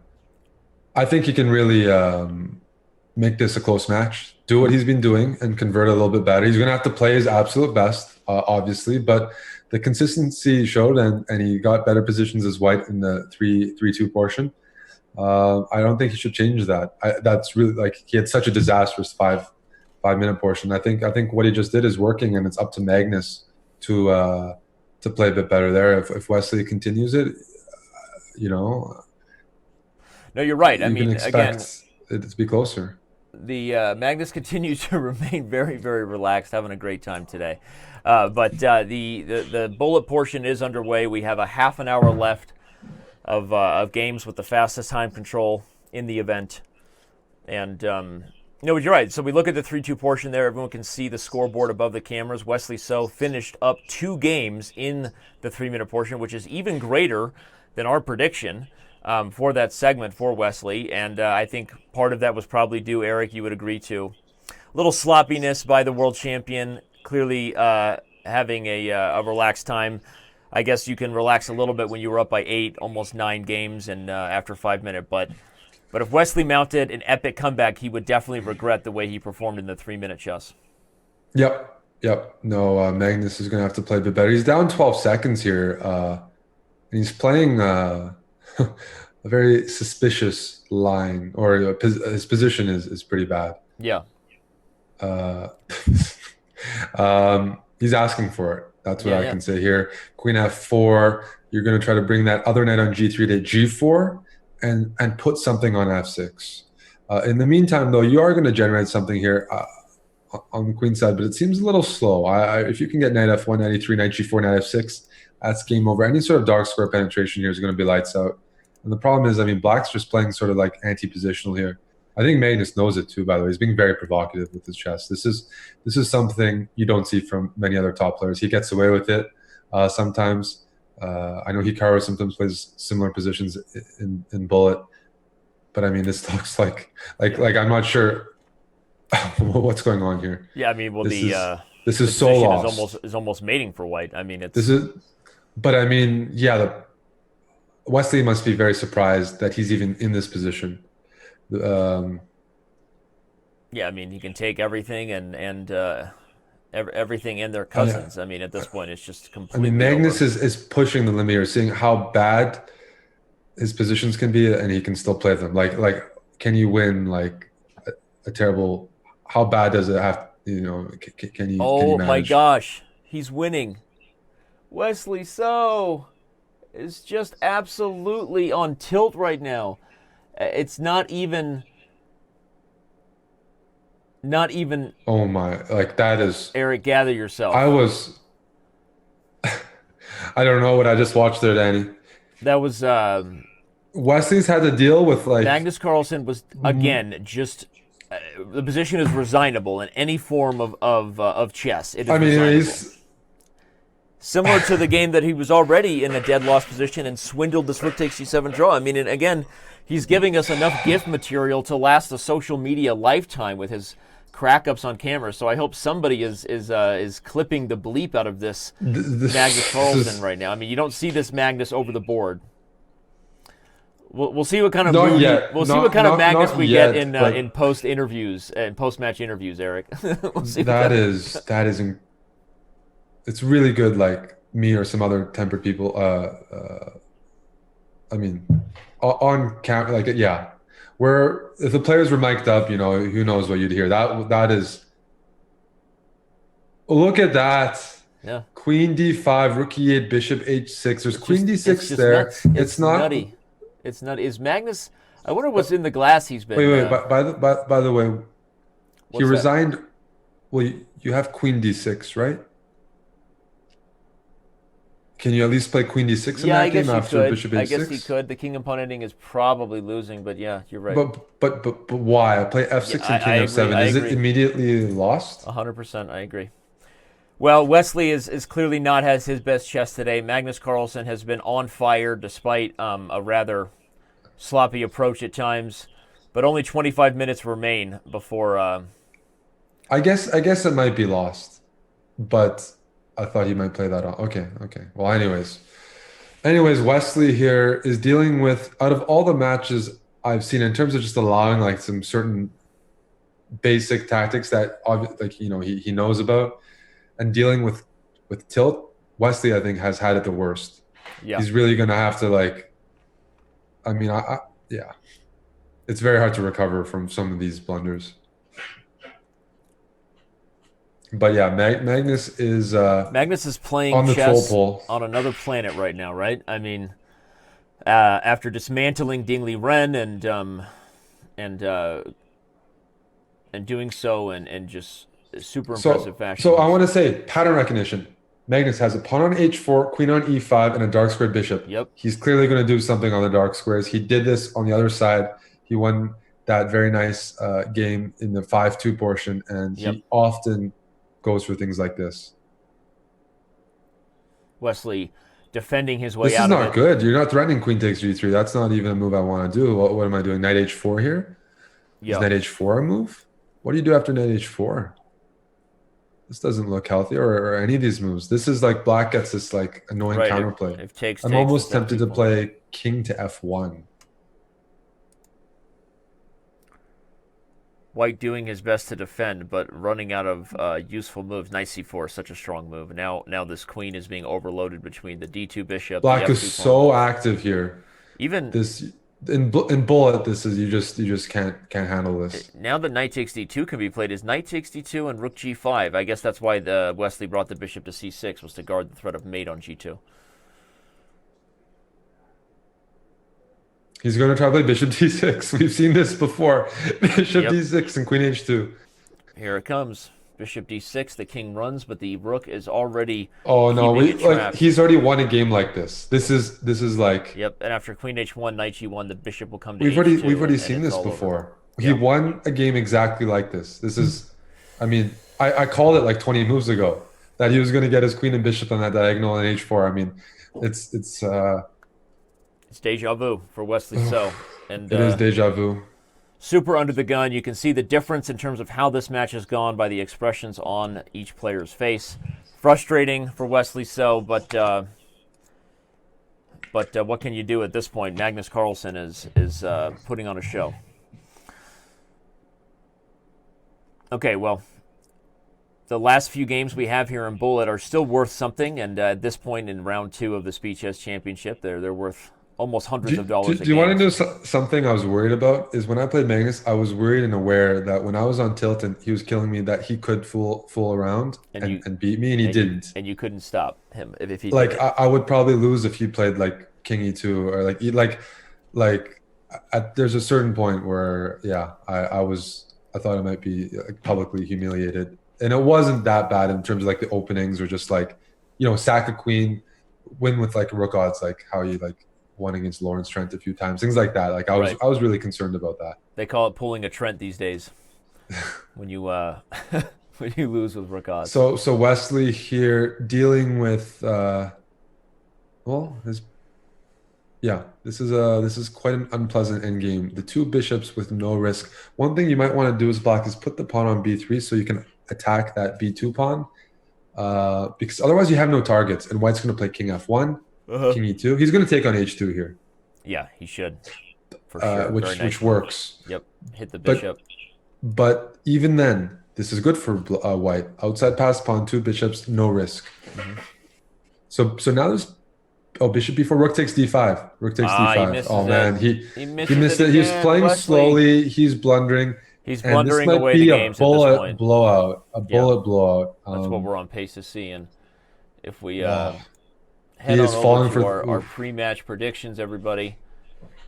Currently, given the way Bullet is going, we are on pace to see an even bigger win by Magnus Carlsen, despite Wesley So sort of overperforming our algorithms metrics for 3-2. Wesley So won that portion by a score of 64, but at this point, it's less than 1% chance that Wesley So could come back and win this game. He's almost mathematically eliminated given the amount of time that's left on the game clock. It's one of the things that's both fun and sometimes disheartening, right, Eric, about our format here, that most chess tournaments, there isn't that aspect you have in regular sports where you're playing against the clock, right? If you're down by a goal, you have to score before the time runs out, right? And it's something that in chess you have the time that applies to each individual game, but you don't always have that overarching sort of you're running out of time to make your move. And in this format, that is one of the exciting things, but it means that Wesley, unfortunately, or maybe fortunately, given how his day has gone, his misery is almost over in 20 minutes, right? Depending on how you look at it.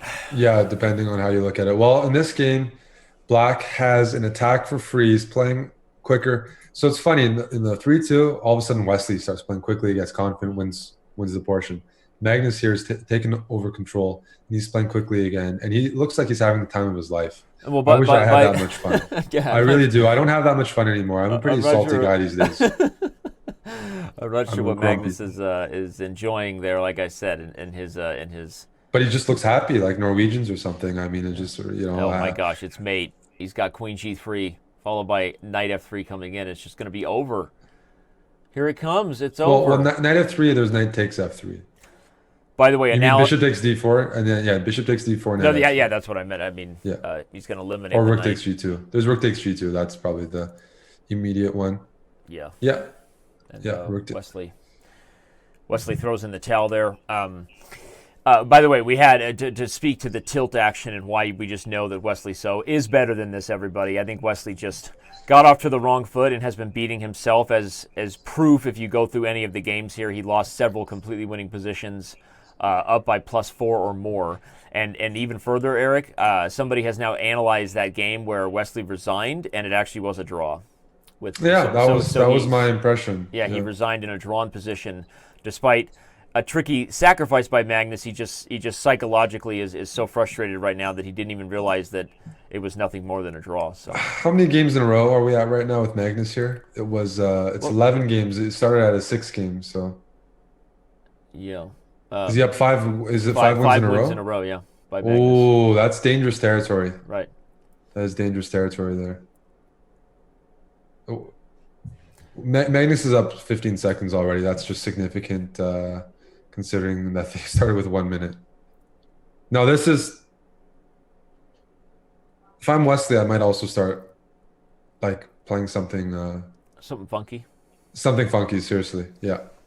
Might as well enjoy it, right? Have the last 15 You know, it's minutes. sort of those things when somebody plays H4 first move, a lot of people reply H5 because they don't want to be the guy that loses to H4 and they want to like, Yeah. they actually realize they're probably going to like, they Right. lose and they do that. So, oh, I played H5. I am that guy who loses to H4 all the time. But someone plays H4 and I'm like, I'm going to crush you. E5, D5, go for the center, and I lose anyway. And Can you take on A2 here? That is a Why question. not? Could have. Well, now you can't. Yeah, he could have. But now you do this and then take on A2. Okay, rook B7 check. Why did he allow that? Okay. Takes pawn. That's going to be 2 pawns up. Too many pawns. Ooh. Not enough time for Wesley So. You play A4 here. You play G3 afterwards. And then black plays H5 and he's quite quick. Okay, he's going for this. He's trying to trap If he takes that. H2, he'll trap the bishop with He's G3. gonna go G3. Yeah. H5. Bishop E8? E8 Yeah, why maybe? not? Yep. Yep. Well, this could be a hold because A2 and C3 are not the best pawns. Right. But with all the other pawns on the king side, I'm inclined to think that. Well, I can't say 2 pawns is not convincing because the bishop can go to H6. This is probably a draw for black if you have the split pawns. A lot of times you can hold with the opposite bishop here. On this diagonal. Yeah. But all theory is white needs is the H pawn to be a pass pawn. So king G6, bishop H6, and now he's going to put him in zugzwang. No, this is winning. This is going to turn into zugzwang. The bishop is stuck on H6, and he's gonna force his. This is winning. Yep. Nasty. Yeah, he's got him in zugzwang. It's over. He's got the 2 pawns. You don't even need that bishop. You don't even need that bishop. Amazing how Magnus realized it was winning long before the computer did. The evaluation bar only now starting to shift and realize that white is winning, and Wesley also knows it. Just simply throws in the towel. He knows he's in zugzwang. And we've got a lot of time left, don't we? I mean, the score's getting run up right now. Yep. 21-9 is the current score. Magnus Carlsen on pace to win the match by... And we're already at the 30 games you guys predicted. Looks like they're going to eclipse that.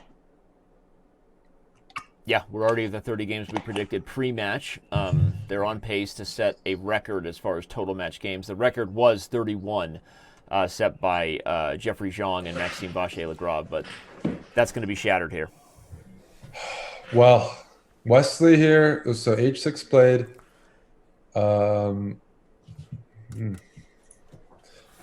He's not getting good positions. He's unrecognizable right now. He's not getting any like in bullet. I'm quite concerned. Right now. He's really getting worse positions with white, with black, and well, I mean, it's just... I don't know what the biggest win streak is. At this point, it's almost a matter of formalities, right? He doesn't want to throw in the towel in the match because, one, you owe it to the fans and you owe it to the format. You do your best to continue to fight on. But I would be with you and to say that Wesley should mix it up and just play some mess around stuff at this point and kind of enjoy the last 10 minutes. Yeah. Easier said than done. Enjoying the last 10 minutes. Enjoying the last 10 minutes. But yes. Yeah. So I was looking at this. This isn't... could be a mating net for black if you're not careful. He's trying to win the F2 pawn and keep the queens on the board. Yeah.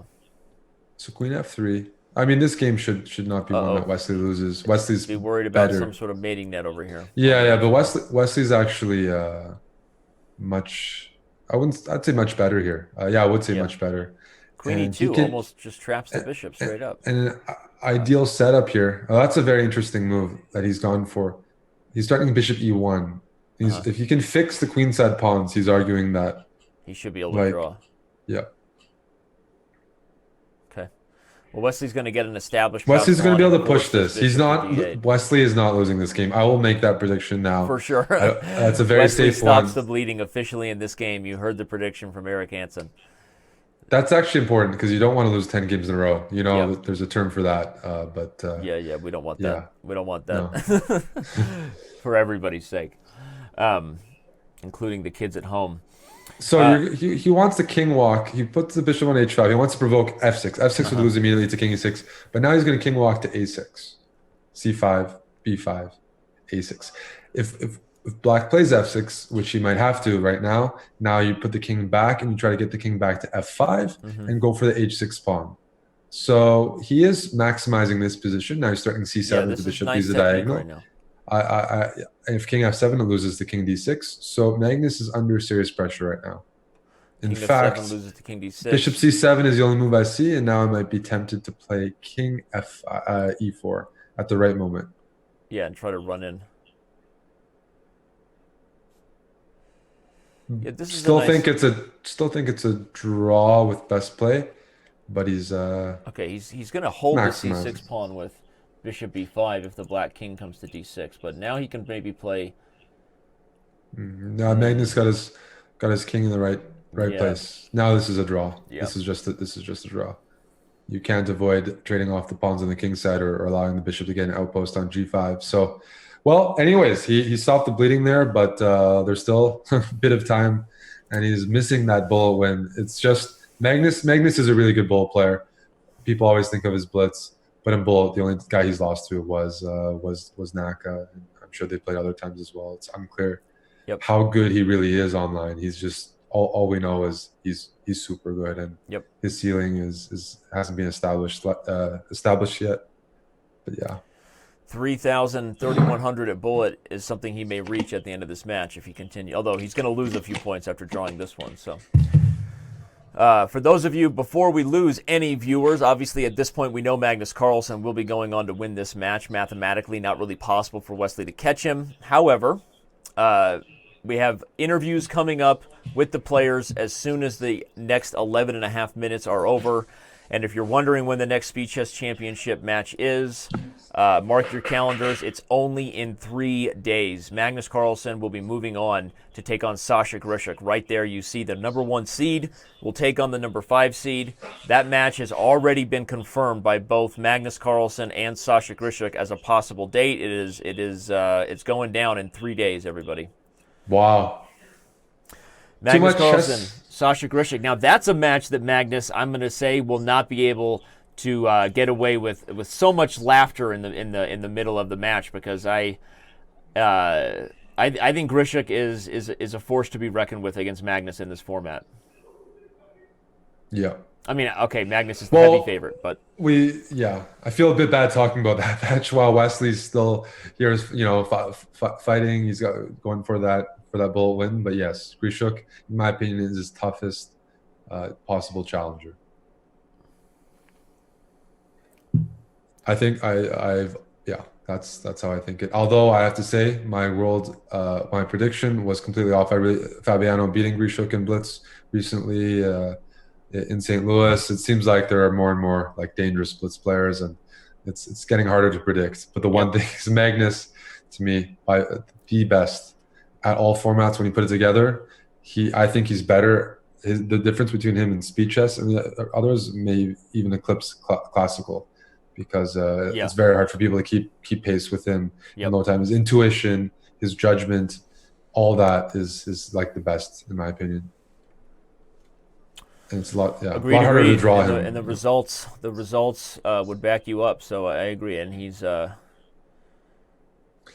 to swing his queen over to h4 and have some fun at the right time. Maybe he's going to have to play queen g4 or something, but he's just got an attack here, and black is a very clumsy setup.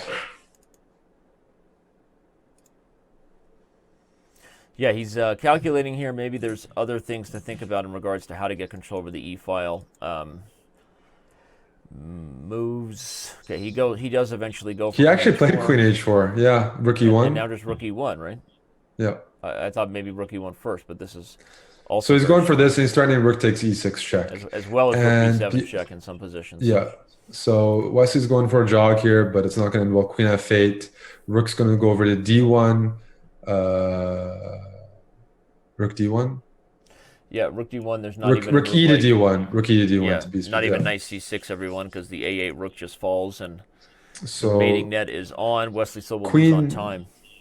No, he resigned with almost no time. There might, it's. Okay, well, it's a 22.5 9F lead, as I said. I mean, the match is over mathematically at this point, so I don't necessarily feel bad talking about that matchup with Grishuk, but of course we have to talk to Wesley about some of those critical moments in the 3-2 portion where he really I felt like he was gaining momentum, but the truth is overall, it's not really something you can judge because Magnus Carlsen was just the best chess player on the planet today. That's who he is, in case you didn't get the memo, and he won the match.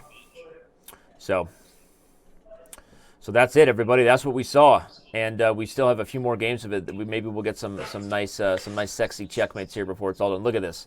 Well, Magnus keeps getting pressure against f2, and he's getting like a lot of mating attacks. Here comes knight g3 in some positions. Knight d4 is on the table. I would maybe even he goes. You know, when you think about how stressful classical chess is and the pressure he has, let's say, to retain that title, I think Blitz chess is a very nice format. Yeah. Like Magnus By the to way, enjoy after and takes, also shows there's dominance. just queen g3. And bishop takes f2 first is also possible. Bishop takes here, and you win the rook, and Wesley may resign out of disgust. You know, Wesley needs to just enjoy it a little bit right now. Bishop takes f3. I would even give up. Yeah, bishop takes f3. Knight c7, king e7. It's going to be an endgame where black is up 2 pawns, plus he's got white in a box. And it really looks like he's put Wesley So in a box this match. It's my king in a box. A king in a box. You ever heard that song? So queen e1 mate. No, I haven't. Okay, good. But this is Wesley laughing a little bit now. All right. Well, Wesley So's king is in a box. Magnus Carlsen is out of control. But this show has been off the chain, Eric. This has been a blast, honestly. It has been. I mean, it's nice that Wesley, he won the 3-2 portion. Yeah, and it really did. showed, It like, did keep us on the edge of our seat. It did, and it wasn't all bad here. It's very hard to maintain composure in bullet, and he just had a slow start. But we saw some I of have it. to figure what's going on with Magnus now. He just won't stop. He won't stop, can't stop. He's cracking up. I'm laughing. Just when you see somebody laughing, sometimes you laugh, you know? I have that problem at chess tournaments. If someone's laughing and I'm at the board playing even I will still laugh. Or even on broadcast. Even on broadcast, I can't help it. Right. So it's, yeah. Well, too bad. Tough day for Wesley. Isn't that demoralizing, Danny? For Wesley? Yes. Yeah, I mean, I guess so. The thing is, the players don't see the other player. That helps. No, they don't. I mean, they could if they went through an effort to see, to have the webcams up. They could. It's not like it's hidden, but I most of them don't go out of their way to do that. I think the one who might, by the way, is Hikaru. Sometimes Hikaru gives certain looks to the camera that makes me think he's looking at. Right. He's watching his opponent's reaction. Do you ever think when they're laughing, you made a good joke and the players laugh? Do you ever pat yourself? Do you ever think it has to do with you? Besides because they're listening? Yeah. Because Magnus has told me several times how much he waits to just mute me when he's playing. So. Okay. Feels bad, man. Yeah, no, but he's he can hold his own in terms of trash talking, Magnus. Sometimes, I mean, maybe I've had that thought with Hikaru, where sometimes he lets it slip that he might be listening, because Hikaru, I think, sometimes has tuned in to the broadcast. This is a funny position where black's down a pawn, but his king is so active. I think the position's totally okay. It's so hard to push those 3 king's head pawns for white. But it's. Ooh. Again, the guy looks like he's having so much fun. He just hung a piece because of rook g3, king takes up rook f3. Right? So he has to go back to what he's going to do is he's going to win an exchange. Rook g3, king takes h4, rook g8. Yeah. But okay, he went for the piece. I think this is. Oh man, this is. Oh man, the bleeding. It feels bad, man. I want to thank everybody who tuned in today, all the new subscribers, all the support of chess. We're getting new viewers. This has been a blast. Again, the next Speed Chess Championship match will also feature, we might as well dub this Magnus Week on Chess.com. November 21st, he will take on Sasha Grishuk, and right now, the train is off the tracks for Wesley So at this point. It crashed like way back at Grand Central Station. It's over. It's just a matter of time, and Magnus Carlsen is back over 3,100 at bullet.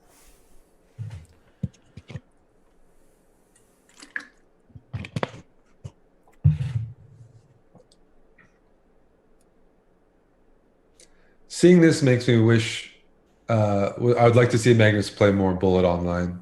I would know. I would cancel a date to watch Magnus play Bullet. I mean, You know, funny thing. I don't know if you saw the tweet I put out when you were playing Magnus in that little match. yes, I don't know if you saw yeah, that, but I was I did. I I was need in to the be middle of reminded. I was in the middle of I was actually just got done coaching Nash's, my oldest son's basketball game. We were Yes, going to a soccer game, and all of us were there. And I was telling the kids and my wife, I'm like, "Hey guys, Eric's playing Magnus." They're like, "Magnus is playing," and they don't even yes. know. But we all stopped and watched you guys play several games in a row. It was pretty funny. When I'm always happy to be featured in the in a Wrench wrench family dinner gathering. table family gathering. Yeah. Exactly. Even if I'm like the one people like to watch, like Well, get, Shauna remembers you. I mean, beat up. That's right. That's Shauna's right. known you since That's true. Since I went to Arizona. back when we were youngins. Wesley, the problem here is, yes, he lost his knight. His position even, I know, it almost started to You feel like lost. Wesley was going to get a win, and You're the right. opposite happened there. As Black somehow wins the night for free. Magnus, once again, smiling and kind of... Wesley trying to figure out the right way to keep the attack going. Maybe a But rook lift, rook d3, rook a3. Well, you have to stop c takes b4. That would cover it. So here, queen takes e5. You have rook d3, but you're not getting any of the squares. And queen c6 is a fantastic move. Totally shuts out the diagonal. Yep. You put your king back to b7. You're going to put your bishop to c5. Okay, Wesley stopped that. Very good idea. But Yeah, I it don't keeps- envision mate. He may have blundered this, by the way. Rook b3, king c8, C7. or king c7. That's better. Okay, no, there's nothing. No follow-up. Nada. Yeah, then He wants to play queen a5. he can play d6 and But he run. can do rook a8 and then rook h8, and he resigns. What is this, 10 and a half to half? And this is the last game officially in Bullet before Chess 960. We will let the players know with only a minute left in the game clock. I guess I'm assuming that the game doesn't end in the next 25 seconds, but This is a very impressive Bullet performance, by the way, from a guy who seems very relaxed. Like, Yep. he hasn't been making blunders. Like, he's having fun. He's maybe had suspicious positions, but it's like Yep. he's doing that on purpose. But he's not making any like big mistakes. He has a very consistent flow right now. yeah. Well, tough day for Wesley. We'll have the interviews here quickly. Everybody, don't go anywhere. We'll see how the players feel about the match. Maybe you'll catch a Magnus gem or two in those post-match interviews. So don't go anywhere. Wesley, not a sweeter, kinder, honestly more humble person in the top in the world, right? I mean, so it's tough to see him lose like this. Obviously, Magnus Carlsen is a beast. That's the PG definition. But Wesley is super nice and classy guy. So I expect nothing but that from him in the interviews. But a tough day for Wesley, right? Hard to watch it happen when you just have so much respect, and Wesley is just such a monster himself, and then you just get outclassed, and then you find yourself on tilt because you've beaten yourself in several games that you had no business losing, and then, Bob's your uncle, right? Bob's your uncle. He has a good position here. He will. I have a feeling he's going to win this game. Rook e7, rook e to a7. He's just going to gang up on the a pawn. I think Wesley is on his way to winning his first game in the Bullet portion. So. Okay. Any Poetic consolation justice. prize. Poetic any justice would consolation be prize, taking Magnus Carlsen back below 3,100 before the day's through. There's the pawn. His time is okay. The knight's going to go to d3 and c5. This is still annoying to convert, but Black is obviously better with that extra pawn. So let's see if Wesley can convert this and stop the bleeding. Knight's going to c5 on a good day. Maybe queen a1 to stop rook a8, stop trades because Black wants to trade. He's up the pawn. So rook a7, queen a6, might see something there. Okay, that's a good move. Blocks everything out. Ooh, I didn't see that one. Oh man. Ooh, bishop takes b5. Oh man, like how do you find these that's crazy shot, maintaining the that's a balance. crazy It's not even shot. The necessarily knight is winning for trapped. white, but it's just a nuts position now. Oh, it's totally turned the tables, Danny. This is actually good for white. That's unreal. That is Wesley unreal kind of here. scratching his head. What a like, flip. What a flip. Wesley dropping Bishop a takes WTF, C6. No, now he's lost. why Now the he's lost. face? Rook A8. It's lost. Yeah, totally lost. What a turnaround! I mean, D5 falls. that was just incredible. You jinxed him. That- No, I'm kidding. Not your fault. But you said he was going to win. I said he was on his way to winning. That's right. It's How not, you feeling? not your Like, he has to fault. convert it. It's not your fault. That's really. But I mean, that's he's tough. still his output here is just incredible. A strange approach by Magnus there. Gets stronger, but he gets stronger. Not many guys really get stronger in these like final segments in chess, and he's definitely the best finisher I think there's ever been in terms of how he plays in the final hours. Well, we will have the players joining us in just a moment. We have one bullet Chess 960 game, which is always a hoot. I think a hoot and a holler is the is a term the cool kids use these days. My grandma would say, yeah.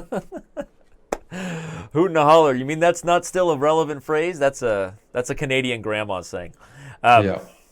All right. Well, H2. Wesley might get himself a hoot and a holler perpetual if he's lucky. No, I don't see it. I don't even see a check besides a queen trade here.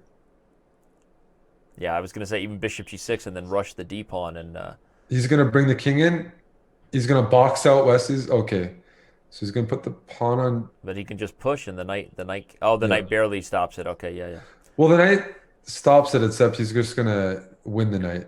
He's gonna bring There's his king still a in. chance for stalemate. King. There's always king- a chance for stalemate. That's true. King c5, knight b7 check. Okay. H5, Zugzwang? Yeah, there we go. Oh, it's the wrong color Bishop bishop. D5. We haven't even... Zugzwang, bishop d5, and Magnus does the head Oh. bob. This is The way he's dancing and stuff after the game, it's just... it's true, but cracking look me at up. look at how quickly he converts found these bishop about these D5. things. Like the whole sequence. Like he had time. He could have waited. Do I push the d pawn on? His impulses. I mean, I'd love. Yeah, just insane. For the record, this position is not a force mate 19, everybody. We currently are having some issues with our evaluation of the Chess 960 position. So that was the final computer assessment after Magnus played the brilliant bishop d5 and then did a little head bob. Again, please help us clip some moments in the chat. These have been some really, really Absolutely. fun moments. Let's get chess out there. Let's get chess out there. Share it on This is social the media. goal. Tag at ChessBra TV on Twitter. You can also tag Hanson Chess. You see him. And if you're not, Yeah. if this is your first ever chess experience that we brought you into the Speed Chess, go over to Twitch TV/ChessBra and follow and subscribe those guys too. That's what Eric does on a regular basis. Yeah. I'm serious. We gotta. No, I'm going to be playing a Blitz match probably against Yasser this next week over yeah? the board. It should be fun stuff. You're gonna yes. get mutual trash talk. Will Yasser be on camera? Yes. Oh, I love it. In person. For those of you who don't know, Yaz also can hold his own, despite that sweet, smooth, and silky voice. Oh, Yaz can hold his trash own talker. with a little trash talk. Yeah. I never felt more obliterated than actually playing Bughouse with him and Aronian when they just destroyed me. I mean, like I Levon, was your like partner this year. I Levon was your destroyed partner. me You got on the killed. board and emotionally, morally, mentally. Like seriously, I went home and like thought about things. Like wow, it feels bad, man, playing against Aronian in Bughouse. Yeah, no, I've those guys trash talk very well, and I've been on the losing end with you. I've gone down with you, Danny. That's I right. think Yeah. that's- You get to form that friendship. Yeah, there's nothing like sharing that the friendship of being abused by Levon Aronian in Bughouse. All right, well, Wesley may be on his way to doing one final abusive act of his own. Maybe he'll get a win here. He is currently about to win a knight, I think. He's winning a knight. He's got a better pawn structure. He's not getting mated this game. Magnus has only a knight on f4 that can cause any problems. No swindles. No swindles because he's got an he's all covered. Here comes Queen C7. Well, don't Queen C7 blunders the game with Queen takes E1. that would be what I'm talking about right there. Found the only way to lose. Did he really? King H7. Knight takes E4, Queen E1 check. It's mate? He blundered. Oh my But gosh.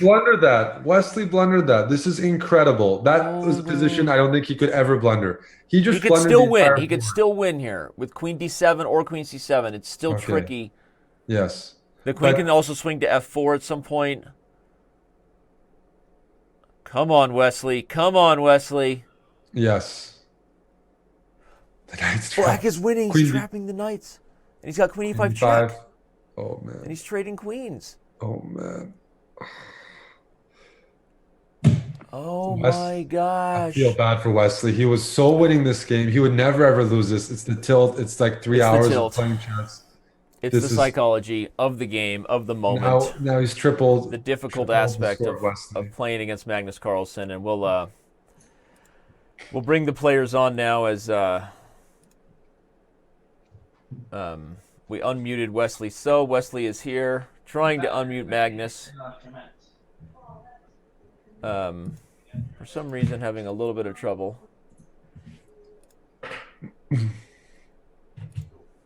There we go. Well, joining us now, of course, are the players that have just finished entertaining us for the last 3.5 hours.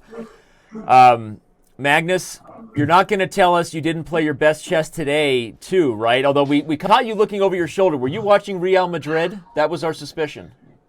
Yeah, I was watching that game a bit. Okay. And what was the final result? We haven't checked yet.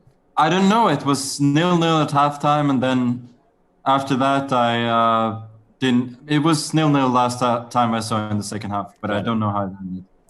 Well, you seem to have a very good time today. You came out with a performance in the 5-minute portion that, honestly, haven't ever seen anything like it. You jumped out to an 8-game lead. What was working for you today? As you had a lot of fun, it seemed. No, I think he wasn't at his best in the 5 minutes. He was blundering quite a bit, and he didn't seem very comfortable. Like even positions in which I was clearly worse, I felt like I could get back in the game. And then, frankly speaking, in the 3-minute portion, I was outplayed most of the time, and I was fortunate that I didn't lose more of my lead. And so when I kind of locked myself into that 6-game lead, then I felt very comfortable going for the bullet, and at that time I knew that I could just have fun. Right. Well, you found your way to saving some tough positions. Hey, Wesley, are you there? Wesley, can you hear us? Yeah, the bullet was hard. Wesley, do you mind lowering your webcam for us just so we can see a little more of your face? The fans want to see your smile. Not sure if you can hear us, Wesley. I don't think he can. Okay. Well, Magnus, you swindled this rook g1, rook takes g7. At that point, saving a game like that, it seemed like you were willing to play out a lot of positions and hold on. Are you I don't even know what the question is. I don't have a question for it because it was very entertaining and impressive to see you hold on in so many tricky and weird and bad positions. But did you go ahead? No, like there were many times, especially in the bullet, that I considered resigning, and then I thought, okay, what the hell, let's give it a go. This rook g1, rook g7 was egregious. Of course, I didn't deserve that at all. Wesley, can you hear us now? Yeah, sorry. Yeah. Oh, no worries. My video went on. I can hear you now. First of all, thank you for the match today. We know it didn't work out in the way that you probably hoped or intended, but it seemed that when you lost your way a little bit in the 5-minute portion, that maybe some of your confidence went with it. You struggled to convert on some clearly winning positions. Did you find yourself just frustrated and beating yourself up after some of the games today? Yeah, I suppose it's kind of disappointing to have a bad start, and then after the 5 minutes, it's kind of hard to catch up. I should have played I should have played better to have chances in this match, but I think I'll get there one day with some practice. It was definitely a tough match. You gained some momentum in the 3-minute portion. Yeah. And you won a few games in a row, and we were looking for a match heading into the bullet. Is it just how do you recover from a game like that when Magnus finds this rook takes g7, right? Is that just kind of let the air out of your sails and tough to bounce back? Yeah, it's tough to bounce back. I mean, I tried to just play my game and just play fast in the 3-minute. And that rook g7 was brilliant. I probably had several winning chances in that game. But anyway, it doesn't really matter the score in the 3 minute, because once the 1 minute game comes, it's just impossible for me to play. You spent a lot of time this week playing on Chess.com. You were clearly trying to prep and get your online chess bullet and blitz game up for this match. Then you had a very you stuck to a consistent opening repertoire, at least in the 5-minute portion. Was that something you prepared, trying to get those sort of ready, call-y kind of positions you were getting as white? Yeah, well, I have some ideas on the setups. Basically, I just want to play fast and play logical in the openings. And I think to me it doesn't make sense to play the main lines, because Magnus knows them very well anyway. And it's just the player who knows the opening better, like most of the main lines, has a big advantage in Blitz.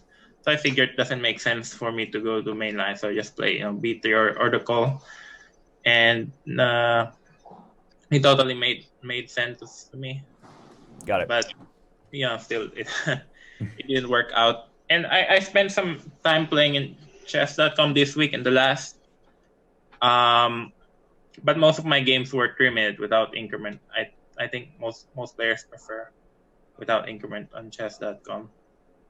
And in the 5-2, it's a kind of a different game, because it's really like 7 minutes each per player with the time increment. Well, I'll say, Wesley, you gave us one of the most thrilling matches to date so far in our format, in your victory over Anish Giri, and even though we're obviously sorry for you that it didn't work out today, we want to thank you for answering our questions and for being it's still very entertaining. You guys both gave us some awesome chess moments.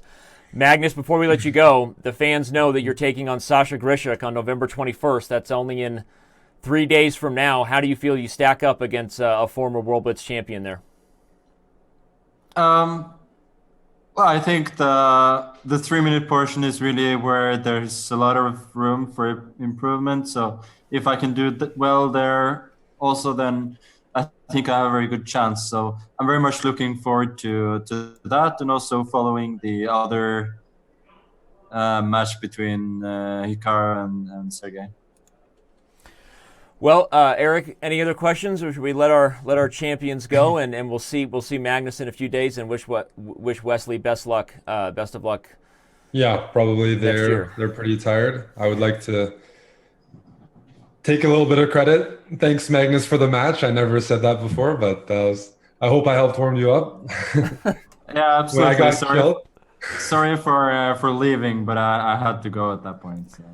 You guys stopped my family day in its tracks when you guys started playing that match, Magnus. It was pretty fun. So, well, we really appreciate it, you guys. Thank you both for everything. Magnus, we'll see you in a few days, and Wesley, have a good evening. Thank you, Danny. Thank you, Eric, and thank you, Magnus. Thanks, guys. Good night, Thanks, Magnus. Wesley. Thank you. See you in 3 days. Well, Eric, we will let our players go, and you and I will talk real quickly about the match we're going to have in just a couple days. Magnus Carlsen taking on Sasha Grishuk. There is no official date yet for Nakamura versus Karyakin. That is because, if those who don't follow the professional chess world, you wouldn't know that Hikaru Nakamura is in Mallorca right now in the FIDE Grand Prix. Sergei Karyakin is in a tournament in Romania. Both players are headed to London. It's pretty difficult right now working with a super busy global chess schedule, but what do you think will happen now that Wesley is officially out with Magnus and Grishuk? I think Magnus Grishuk. I think both the semifinal matches. I mean, I think Grishuk can beat Magnus in Blitz. He's done it before. They were very competitive, but I'm concerned about the bullet portion. Like Magnus has really shown like how quickly he can run up the score. He did it against Grishuk last year. Did it against Wesley now. And he seems to he's able to take every time control and start fresh, right? Like he doesn't, and so I think that's still what's going to come down to. It's going to be similar to last year, but Grishuk is going to have to convert a little bit better in Blitz and significantly improve his bullet. But I do expect it to be a super competitive matchup. And for the other one, I think it's also a toss-up, and people are going to be more and more surprised by Karyakin's speed chess skills. Yeah, I tend to agree, and I already kind of previewed and sort of foreshadowed that we've got some fun statistical preview information coming out based on how we've measured all of our players and their performances, their accuracy, and all these different portions. And we love the chess stats and chess data. So it may not be the favorite you think between Hikaru Nakamura and Sergei Karyakin, but I can say that I bet we're all going to be in for a super exciting match, and probably you and I will have the call for that battle there. So. All right, everybody, there you go. You have it in front of you. Magnus Carlsen will be back online in 3 days. Thank you for tuning in. Thanks for all the support. Go to Twitch TV/ChessBra and show the Chess Bras some love. And Eric, we'll see you in a little while for the next Speed Chess match. See you soon. Thanks everyone for tuning in. Had a blast. Keep getting those numbers up. We're pushing chess on Twitch. Take care, guys.